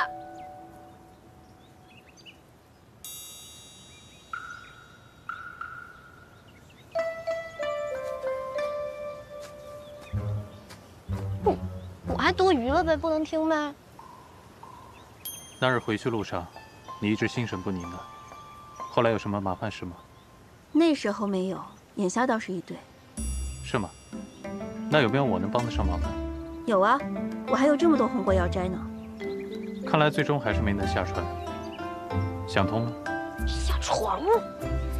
借你吉言，我现在是个临时的纲手，掌风使舵，眼下只是琐碎，未来还要往险中行呢。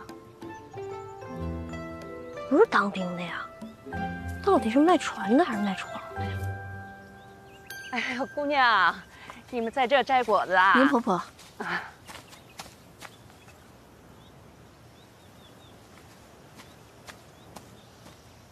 福东做了些糕饼，你拿回去吃，很软的。又给我们那么多好吃的。哎，这个，你先赶紧回家好好吃饭，过几日再给你送来。快，谢谢，谢谢，赶紧回家吧。谢谢啊！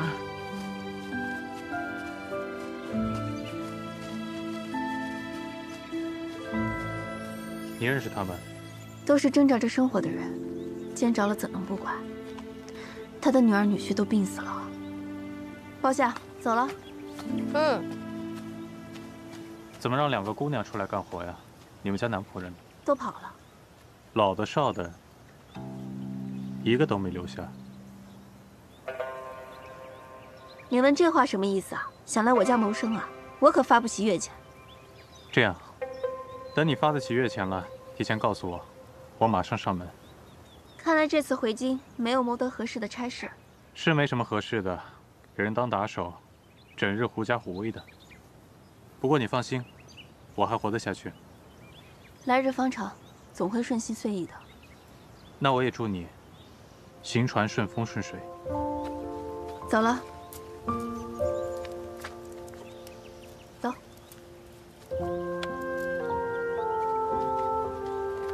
姑娘，我看他脸上那个疤，就不像个胡人。我不觉得。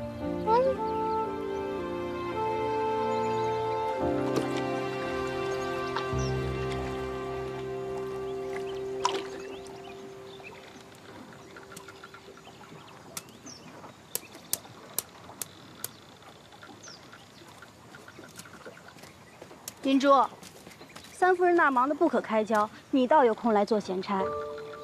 我这就去。哲贵，你们也过来。三夫人说想帮忙的都过来。哦，好。哦。哎，是有什么事儿吗？夫人们从早到晚没有事忙也需人伺候，难不成要一一与你禀报？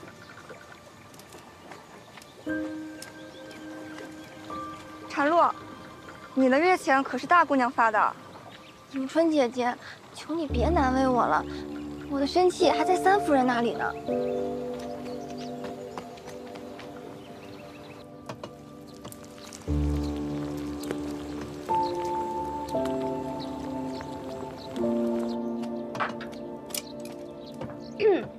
浦东，三夫人说老夫人午饭想吃精米粥，叫你赶紧做。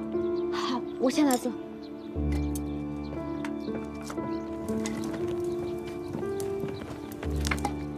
这时候还早，不着急啊。姑娘，我听银珠说，三夫人嫌家里的丫鬟多，闹哄哄的心烦，还说几个小贱人整日扎在灶房里，不知偷吃些什么，说要再发卖几个。姑娘。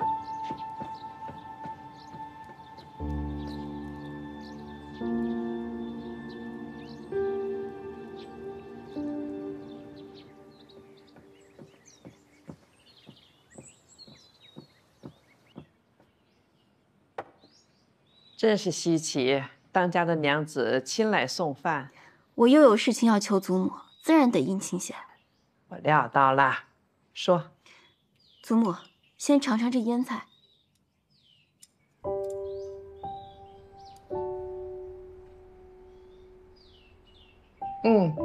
清淡还爽口。这都是福东在后院摘的，自己琢磨着腌的。这手巧的丫头原来是你房里的吧？有什么事儿啊？别绕弯子了。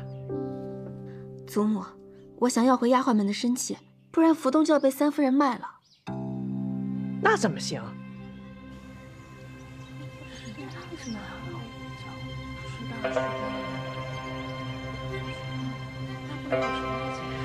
纸丫头，你把我们大家都叫来，到底有什么事儿啊？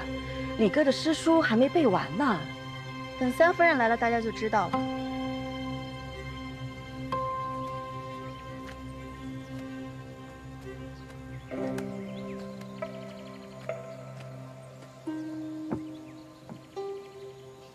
纸丫头，自古船多不爱路，你倒好，算计到婶子兜里了。三夫人放心，今天谁也占不着谁便宜。婶儿，这么贵重的东西，还是请你三婶保管为好。娘放心，从今以后就用不着了。你们的生气都在我这儿。自府里被抄以来，奴婢、姨娘，咱们互相扶持，彼此都是见证。这些日子你们很为难，我也都知道。但如今既然是我掌家，我也就不会再装聋作哑。无论是老夫人、三夫人，还是我，管得住你们的手脚，也管不住你们的心眼。倘若你们打从心底厌烦这里，不想干活，我留下你们也没有用。求大姑娘开恩，别卖我，我再也不敢怠惰了。大姑娘，别卖我们，我们以后一定好好干活。我什么时候说要发卖你们？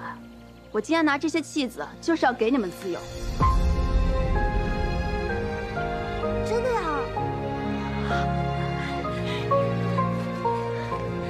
纸丫头，你说什么胡话呀？这天底下只有天生的男女，没有天生的奴婢。时乖命舛，沦落至此。若能得到自由身，谁愿意为奴为婢呢？我说到做到。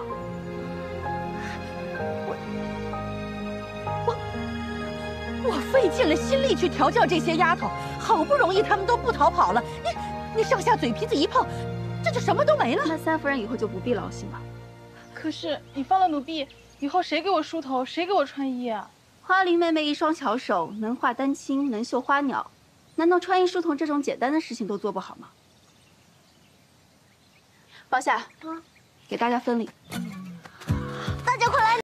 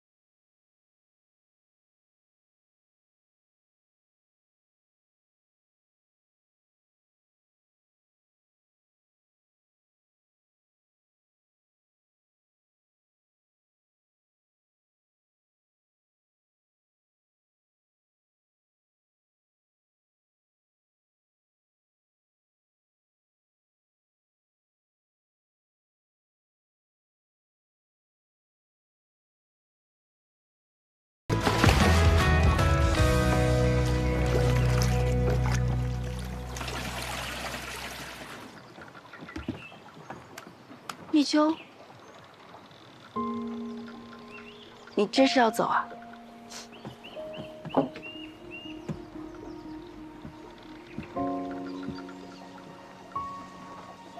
小姐对立秋的恩情，立秋都记在心里。可是我，快起来！你这离了庄子可有地方去？我哥哥在永州有几分田地，我母亲也在那里。好，你去找迎春支上一份钱，路上小心些。姑娘，姑娘，走走吧，你哭给谁看呢？真是。迎春，姑娘，我一直想问，这段日子我们洗红果、煎红果，究竟是为了什么呀？本想之后跟你们说的，包夏他们还不知道呢。待福东把煎红果的方子定下来，咱们就拿去城里卖。啊，这红果城里人人都认得，是无人吃的烂件东西，怎么会有人愿意花钱买呢？你只管做得好吃，掏钱是他们的事。姑娘，然后呢？9层之台起于垒土，咱们从卖红果起，一步步把生意做大。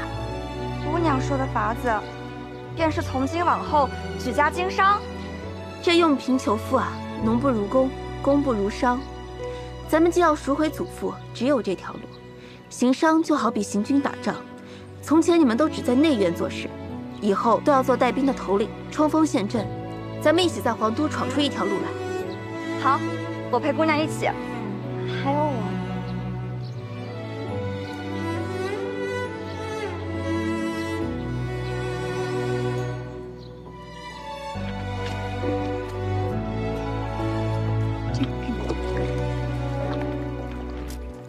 宝珠，宝珠，我的衣裳破了。夫人先放着，我洗完红果就去找针线。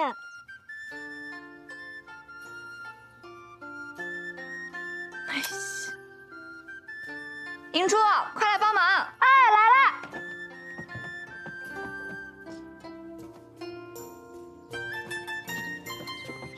来了，快尝尝。怎么样？好吃好吗？好吃，好好吃。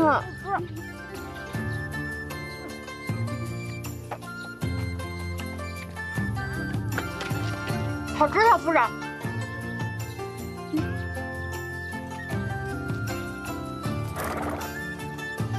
小丫头，竟跟老娘使这招釜底抽薪！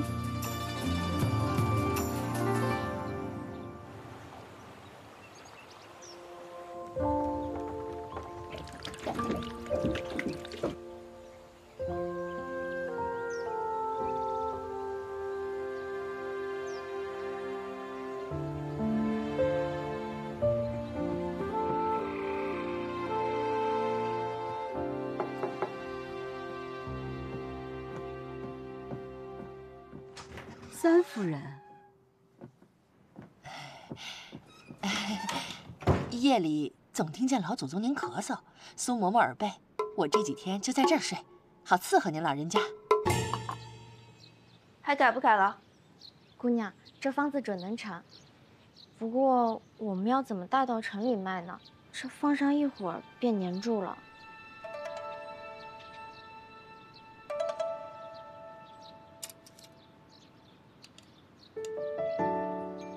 从前跟着祖父出行，路过九夷之南，见人断发纹身，围坐饮食，他们也没有筷子啊，借用这竹签穿起，在火上烤熟，很是方便。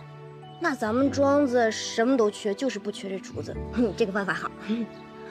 这个好看，像大珊瑚串似的。福豆，你给它起个名字。我来起。这是你做的吃食，自然是你起。四夫人说像珊瑚串。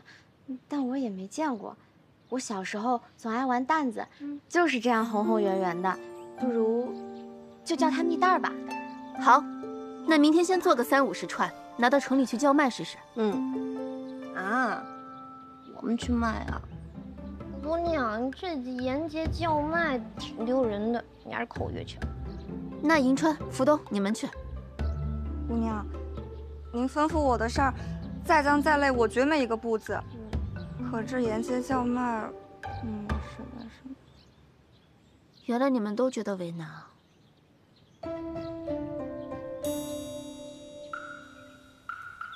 花灯啊，扎我是能扎，但是如果要是卖的话，咱可赶不上人家冯记灯笼铺还有那廖记灯笼铺。咱用不着跟他们比，我们不卖。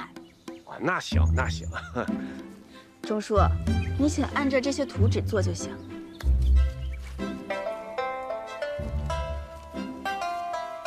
这是花灯，但是这不是年不是节的，你做这个干嘛呀？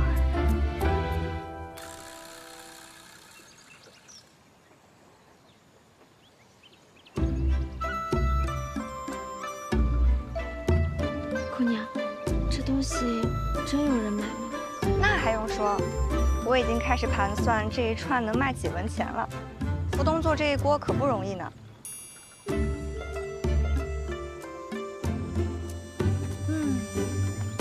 三夫人，哎呀，大姑娘，论理呢，大伙儿一团高兴，我是不该来扫兴的。只是我还是得说句不该说的话，这猴渣子呀。 滋味应该还不赖，可是咱们这里呀，成日间连个鬼都不来。纵然能做出花来，能卖给谁去？大姑娘是有铺子开门迎客呢，还是有门路寄卖呀？还是三夫人想的周到。那依三夫人看，有什么办法呢？我能有什么法子呀？总不能像你之前卖桃符似的，当街支摊儿啊！哎，三夫人的想法竟然跟我心里想的是一样的。这死丫头，怎么自打长家，说话声气都变了？这铺子啊、门路我是都没有，所以这几日我每日都进城，用眼睛去看过街人数、个人花销。那数出什么来了？明天是咱们开张的第1天，咱们要赶在放学时候堵在学堂门口。咱们花家带醉，不宜太过招摇，所以呢，咱们就以这个花朵为招子，2两作伴，谁愿意去啊？啊？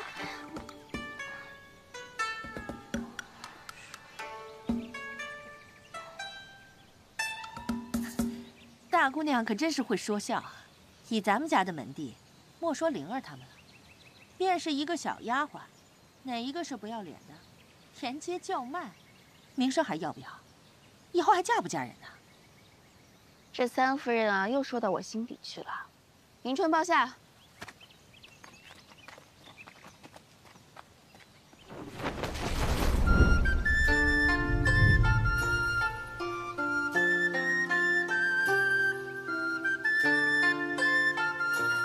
咱们把灯笼戴在头上，遮蔽面目，算不得十分招摇。卖红果的是礼花猫、巴尔狗，谁知道是咱家女眷？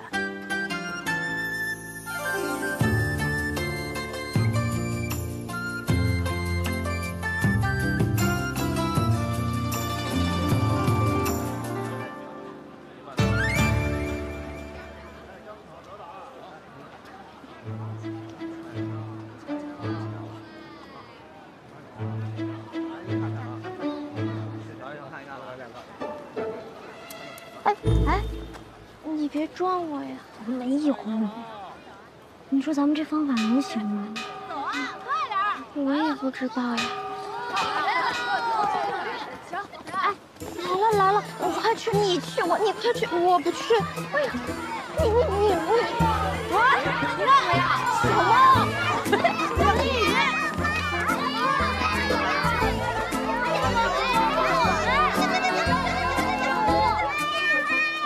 蜜袋儿，好吃的，你尝尝。要不要尝尝？嗯，好好吃。哎，不白吃啊，一会儿是要给钱的。哎，待会我管家来给钱，你们。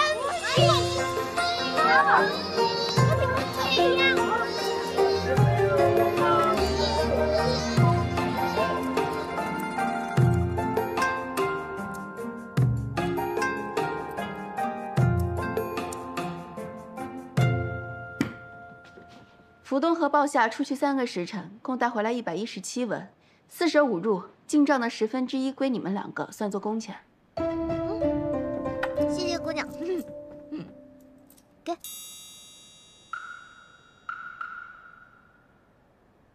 拿着，愿者有份，多劳多得，想必大家也都服气。要不是你扯着我袖子，原本我又没扯你，我又不知道。横竖日子都长着呢，钟叔做的花灯也还都多着。哦，对了，钟叔的手都被划破了，我该给他也送一次去。走，咱们去看看。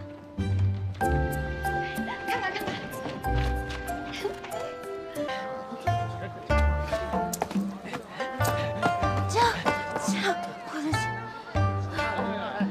哟，这谁的钱啊？啊，我。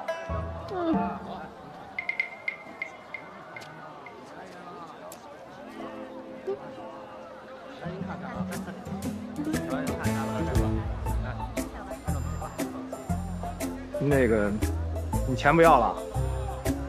这人看上去也没那么穷凶极恶。要，谢谢。我呢，他挡我道了，我不是帮你，你别误会。不是帮你，你别误会啊。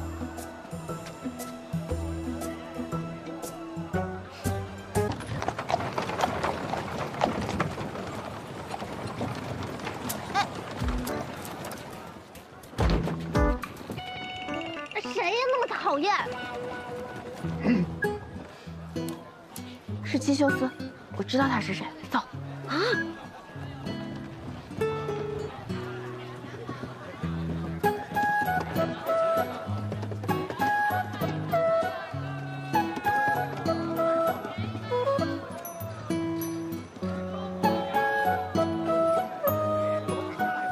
这玩意儿太碍事儿了。不嫌丢人了，姑娘，我想好了，这挣钱有什么丢人的？打今天开始，我就不带这玩意儿了。走。感情您不知道啊，那花家那帮丫头那花样不是一般的多，我还特意跑到他们摊位那儿看。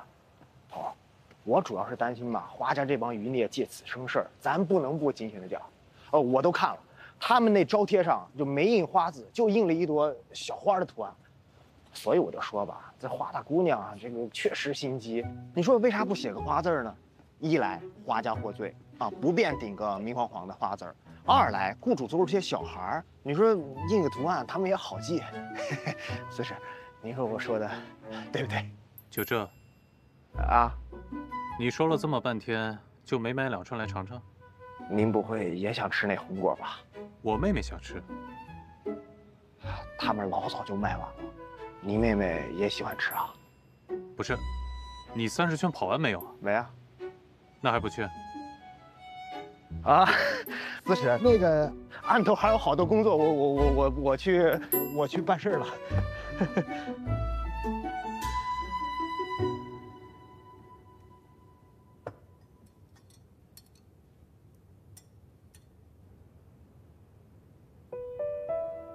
哎，这张桌子不好，明日换张小些的。是。来，妍希，坐过来。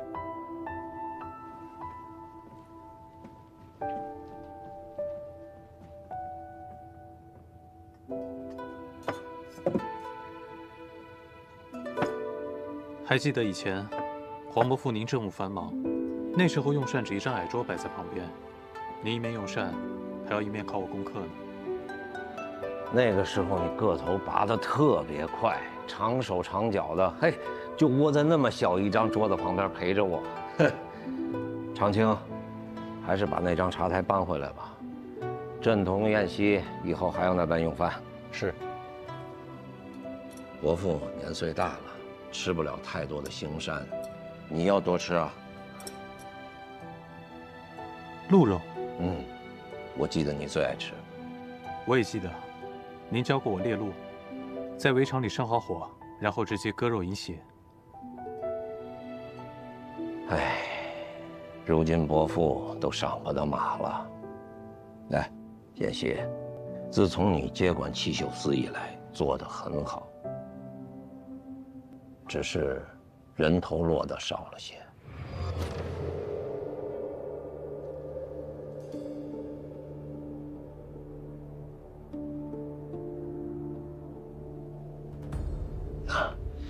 伯父也知道，你是为人宽厚、做事有分寸的孩子。不过，当杀则杀，这样会免去你日后许多的麻烦。侄儿知道了。这人老了就是爱说教。说了，吃吧。啊。哎，你母亲的事查得如何了？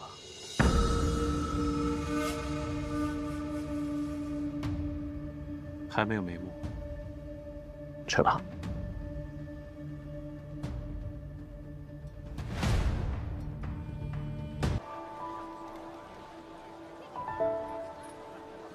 来一个吧。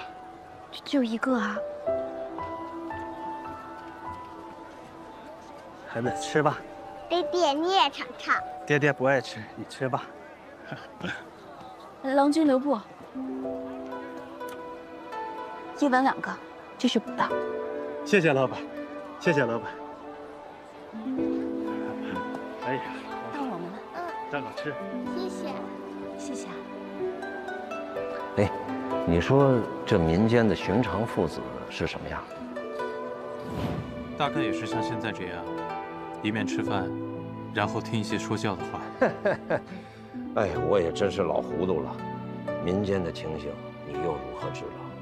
身在皇家，哪有寻常百姓那种柴米油盐的福气呀？你能常常进宫，陪伯父吃个饭就足够了。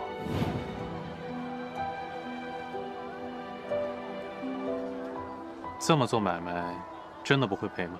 成本小，赔不了。那过2日有了新的甜果子，劳烦帮我留一份吧，就用你们印了花的纸包起来。好啊，是要给家里人吃吗？嗯，给我伯父尝尝。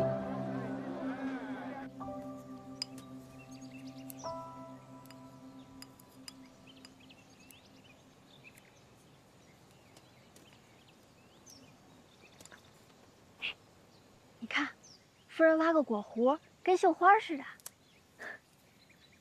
快干活吧！给我看看，给我看看，我就要，这个看我看你可爱吗？太可爱了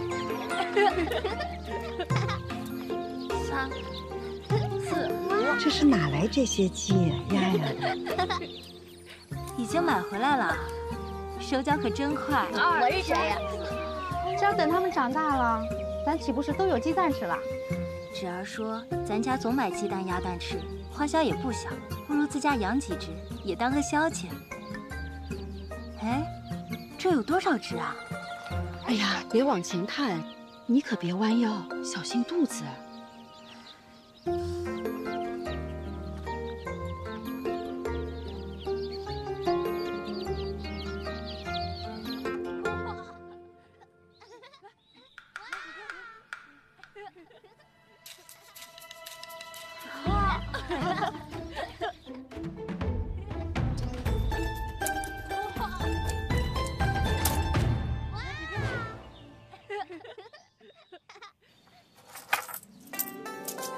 宝珠，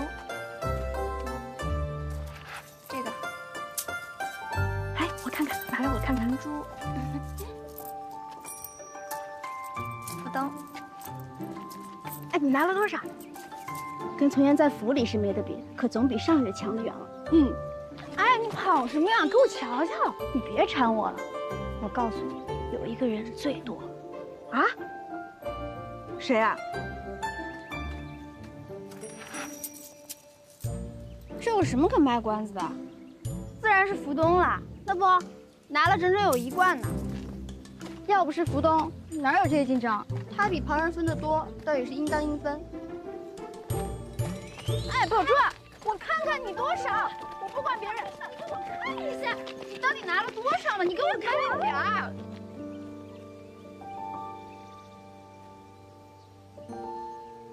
好个直丫头，猪油蒙了心的小蹄子，竟只打发老娘半贯钱。哎呀，真是下心了。哎呀，走走走走走。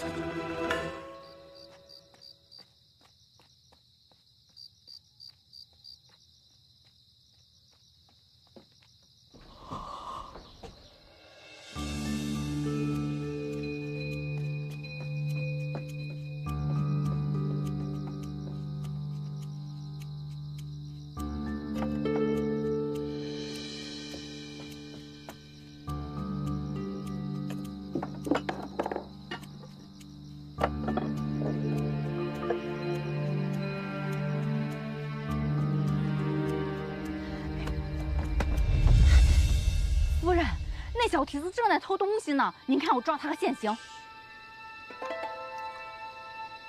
先别声张，我自有技巧。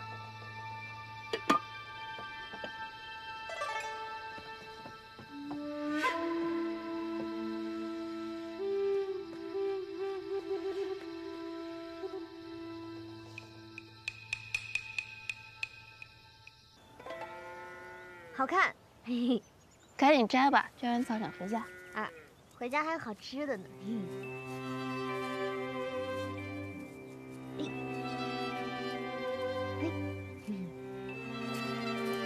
个，把这些给祖母，祖母说也行。这个长得真好。花指。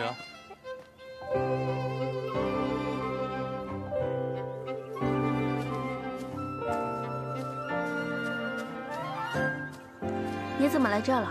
有事，刚好路过。你们摘什么呢？哦，前几日铺子的点心卖得好，府东心里有了底气，就跟我说啊，摘这种青叶子来给面团染色，吃起来满口清香。我今日就偷个懒，不出摊。那回头我可得尝尝了。哎，你前几日说要带着一些点心给你伯父，府东做了一种蜜糕，又香又软，我祖母和苏嬷嬷都爱吃。你明日来杨柳巷，拿些给他尝尝。却之不恭，需要帮忙吗？不用，你养家糊口的人哪需要你帮忙啊？明日见。明日见。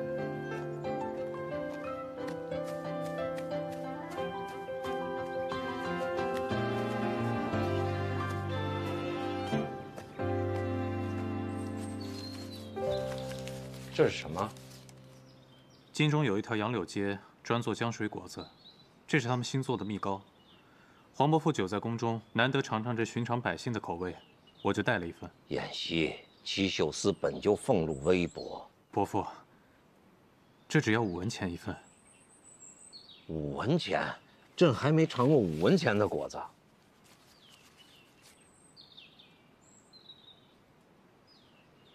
好吃，很黏，你也吃一块，来。陛下，奴婢也想讨一块尝。哎呀，这妍希给我买的，跟你有什么关系？去。哎，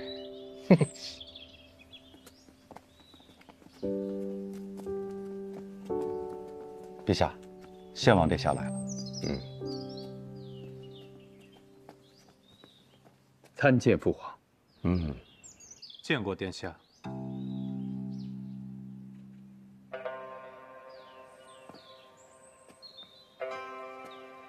听闻父皇近来胃口不佳，这瑞鹤楼的果子冠绝皇都，儿呢特意命他们的大厨给做了开胃的果子，还是热的，给父皇尝尝。拿回去吧，朕没什么胃口。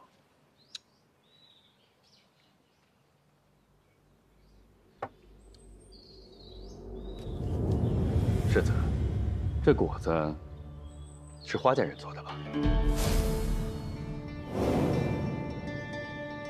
殿下可真是目光如炬。前几日才听闻那一门罪妇不知悔改，竟做起了小商贩。这样的东西怎么也敢带进皇都啊？管他什么花家还是草家，几个寻常妇孺做些寻常点心而已，有何不可？我觉得妍希说的对，他们既然舍了颜面，做起商贩，那就自甘堕为草民了。燕公，你就是心思太窄，才会在意。父皇教训的是。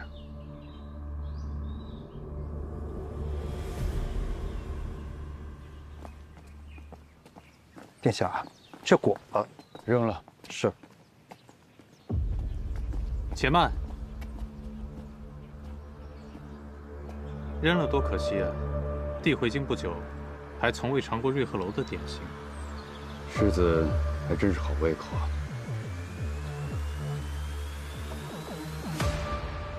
多谢兄长。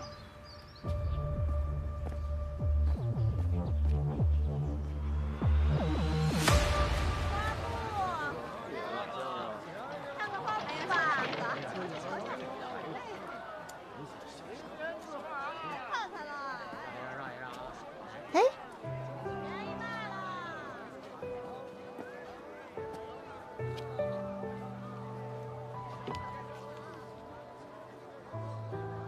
你怎么也不出声啊？怕打扰你看书啊。看书解解闷嘛。你解数数题来解闷儿？这书很有意思的。看看这个。瑞鹤楼的点心，这东西很贵的，你买的？别人送的。你拿回去研究一下，知己知彼，取长补短吧。胡东一直想见识一下瑞鹤楼的点心，但是舍不得买，好像这一饭饭馆。这个恐怕不值得。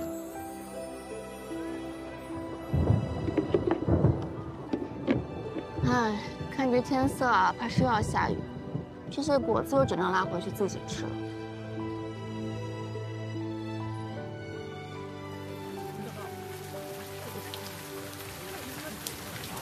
放下，赶紧把这个收起来。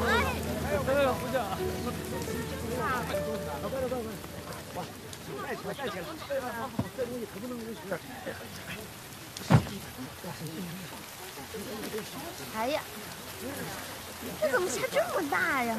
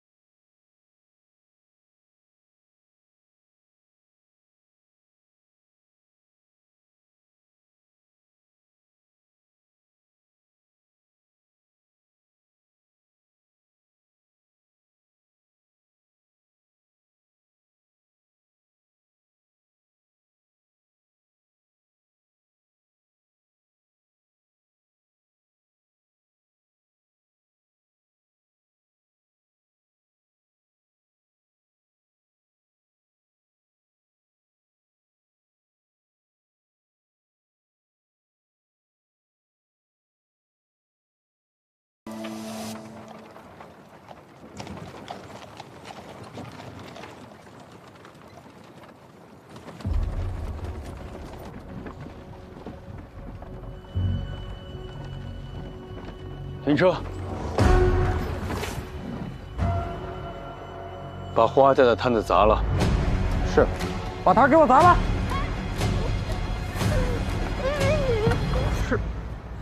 是什么事？这位才是东家。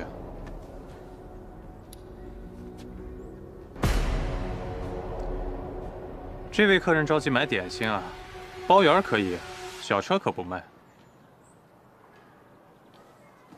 哎，姑娘，你别。这位客官，这一车点心是1贯钱，请问现钱还是挂账？郎君莫不是没带够钱？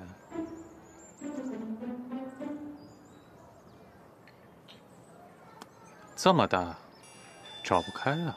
不用找了。郎君真是阔绰。你搞什么鬼？吃好了您再来。还不快包起来！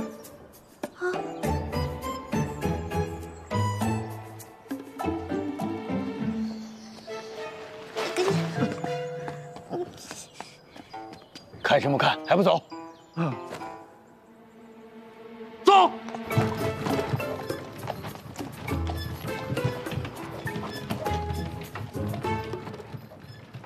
你可真的认识谁啊？净做些吓人的事情。不知道。啊，算了，不知道也好。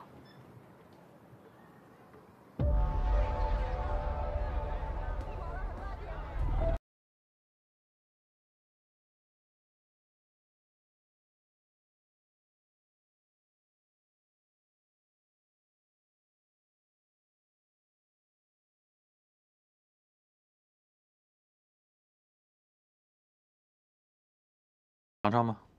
腻味儿。很甜，挺好吃的。真没想到你竟想出这样自污的法子，同那罪妇厮混。自污？不然呢？若非自污以求自保，难道你图的色相？倒还真不是。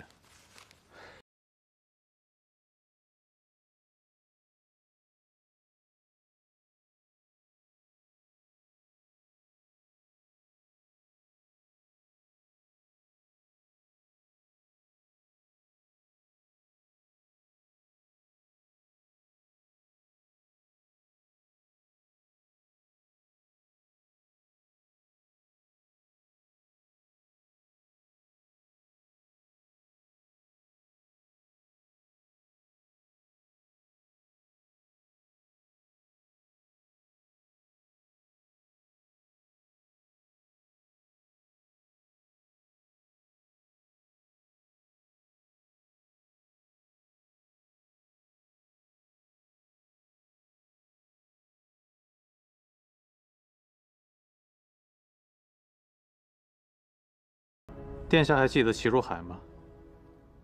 怎会不记得？是条好狗，却因你而死。是。可殿下可知这丝竹案是何人所为，又是何人指使齐如海污蔑我？不是我。满朝上下可多猜是你。哼，这么说，是无论如何也洗不清了。好啊，那便是我。我知道不是你，因为只有那个人的话，能让齐如海心甘情愿地去死，能让你战战兢兢，让我离面自正，永离北地。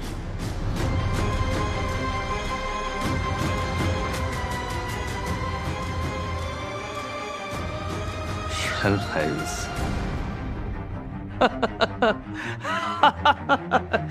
原来竟是如此，顾妍希，真没想到，原来你也这么可怜啊！殿下何必说这种丧气话？你我皆有所失，亦各有所得吧。不喝点酒吗？我从不饮酒。顾衍公，你活得可太累了。彼此彼此吧。如此想来，我等生在皇家，过得倒连寻常百姓也不如，有国无家。人生如寄，想来注定是要漂泊的。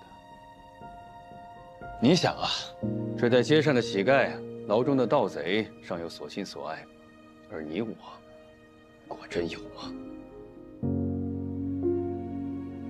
今日所言之事，算我欠你个人情。今日你我什么都没有说过。又要回宫？回灵王府。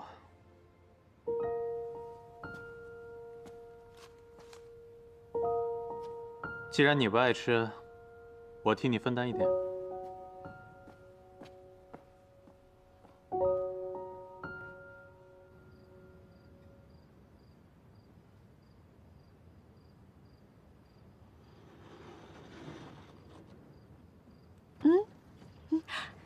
王爷回来啦！瞧，这是吃什么呢？王爷，是希儿给我买回来的点心，他都忙成这样了，还记得带点心回来呢。你看，王爷，要不要尝一尝？好。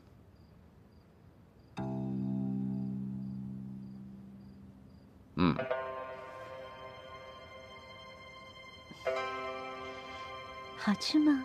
怎么？希儿又出门去了吗？啊，听说是在宫里陪嫁，无官无职的，竟也忙成这样。齐如海死了，宴席不见人影。原来是这样。这个老家伙把我的儿子放到了见不得阳光的地方。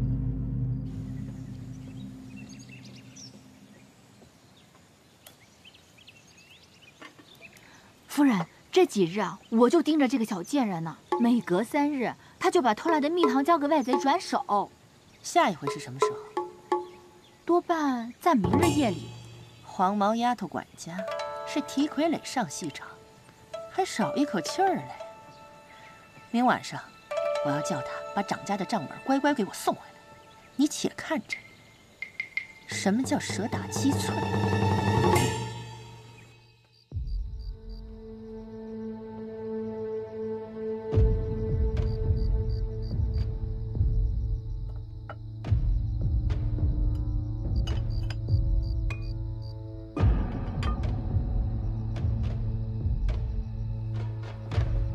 好你个小缠路！姨娘，我……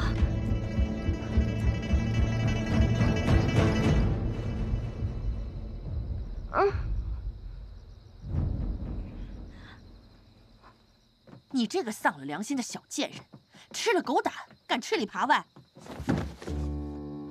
你们都出来！这是怎么了，三嫂？大嫂，你还被蒙在鼓里啊？这丫头快要把咱们这点子家当全卖了。夫人，救我！三婶，这是怎么回事？这个丫头偷了监红果的蜜，还一灯瞎火，约了人往庄子外头送。你怎么也出来了？小心动了胎气，快回去。他们没事，回去。他呀，是你们长房的人，我呢就不好发落了。现在改你长家，你倒说说，该怎么办呀？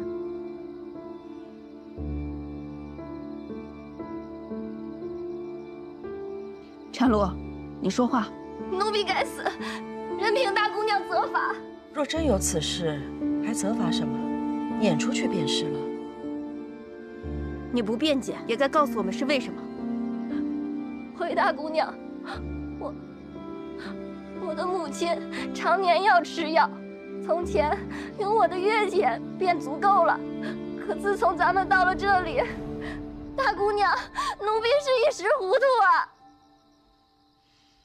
哎呀，大姑娘还是太年轻，那大嫂又是个菩萨啊，难免管不住屋里人的。哎，是，三嫂，就是侄儿他太忙了，他每天要安排家里人的饮食起居，又要亲自到街上监管生意，这晚上回来算账呢，还要算到半夜，难免会有纰漏的。哎呀，可不是，那7个头8个手，管不过来的。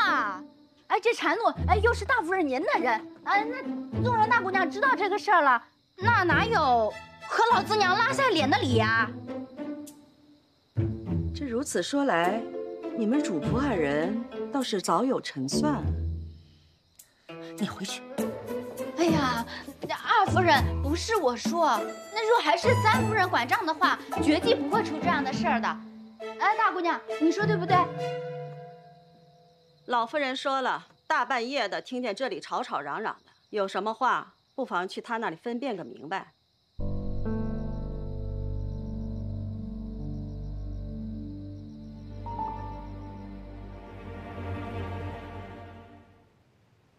侄儿，你问。福东，禅露的事情你早就知道了，厨房都交给你了，你为什么不说？闺女房里人哪敢管自家母亲房里人呢？咱们家如今已是手停口停，外头一个摊子，厨房一个摊子。哎呀，家里这么多张嘴要吃饭，一大本账簿子，确实不好做。啊，是啊，听说大姑娘房里月钱比旁人多些。我呢，闲着也是闲着，倒不是不能分担一下。那咱们也就省心省事了。老祖宗，您说呢？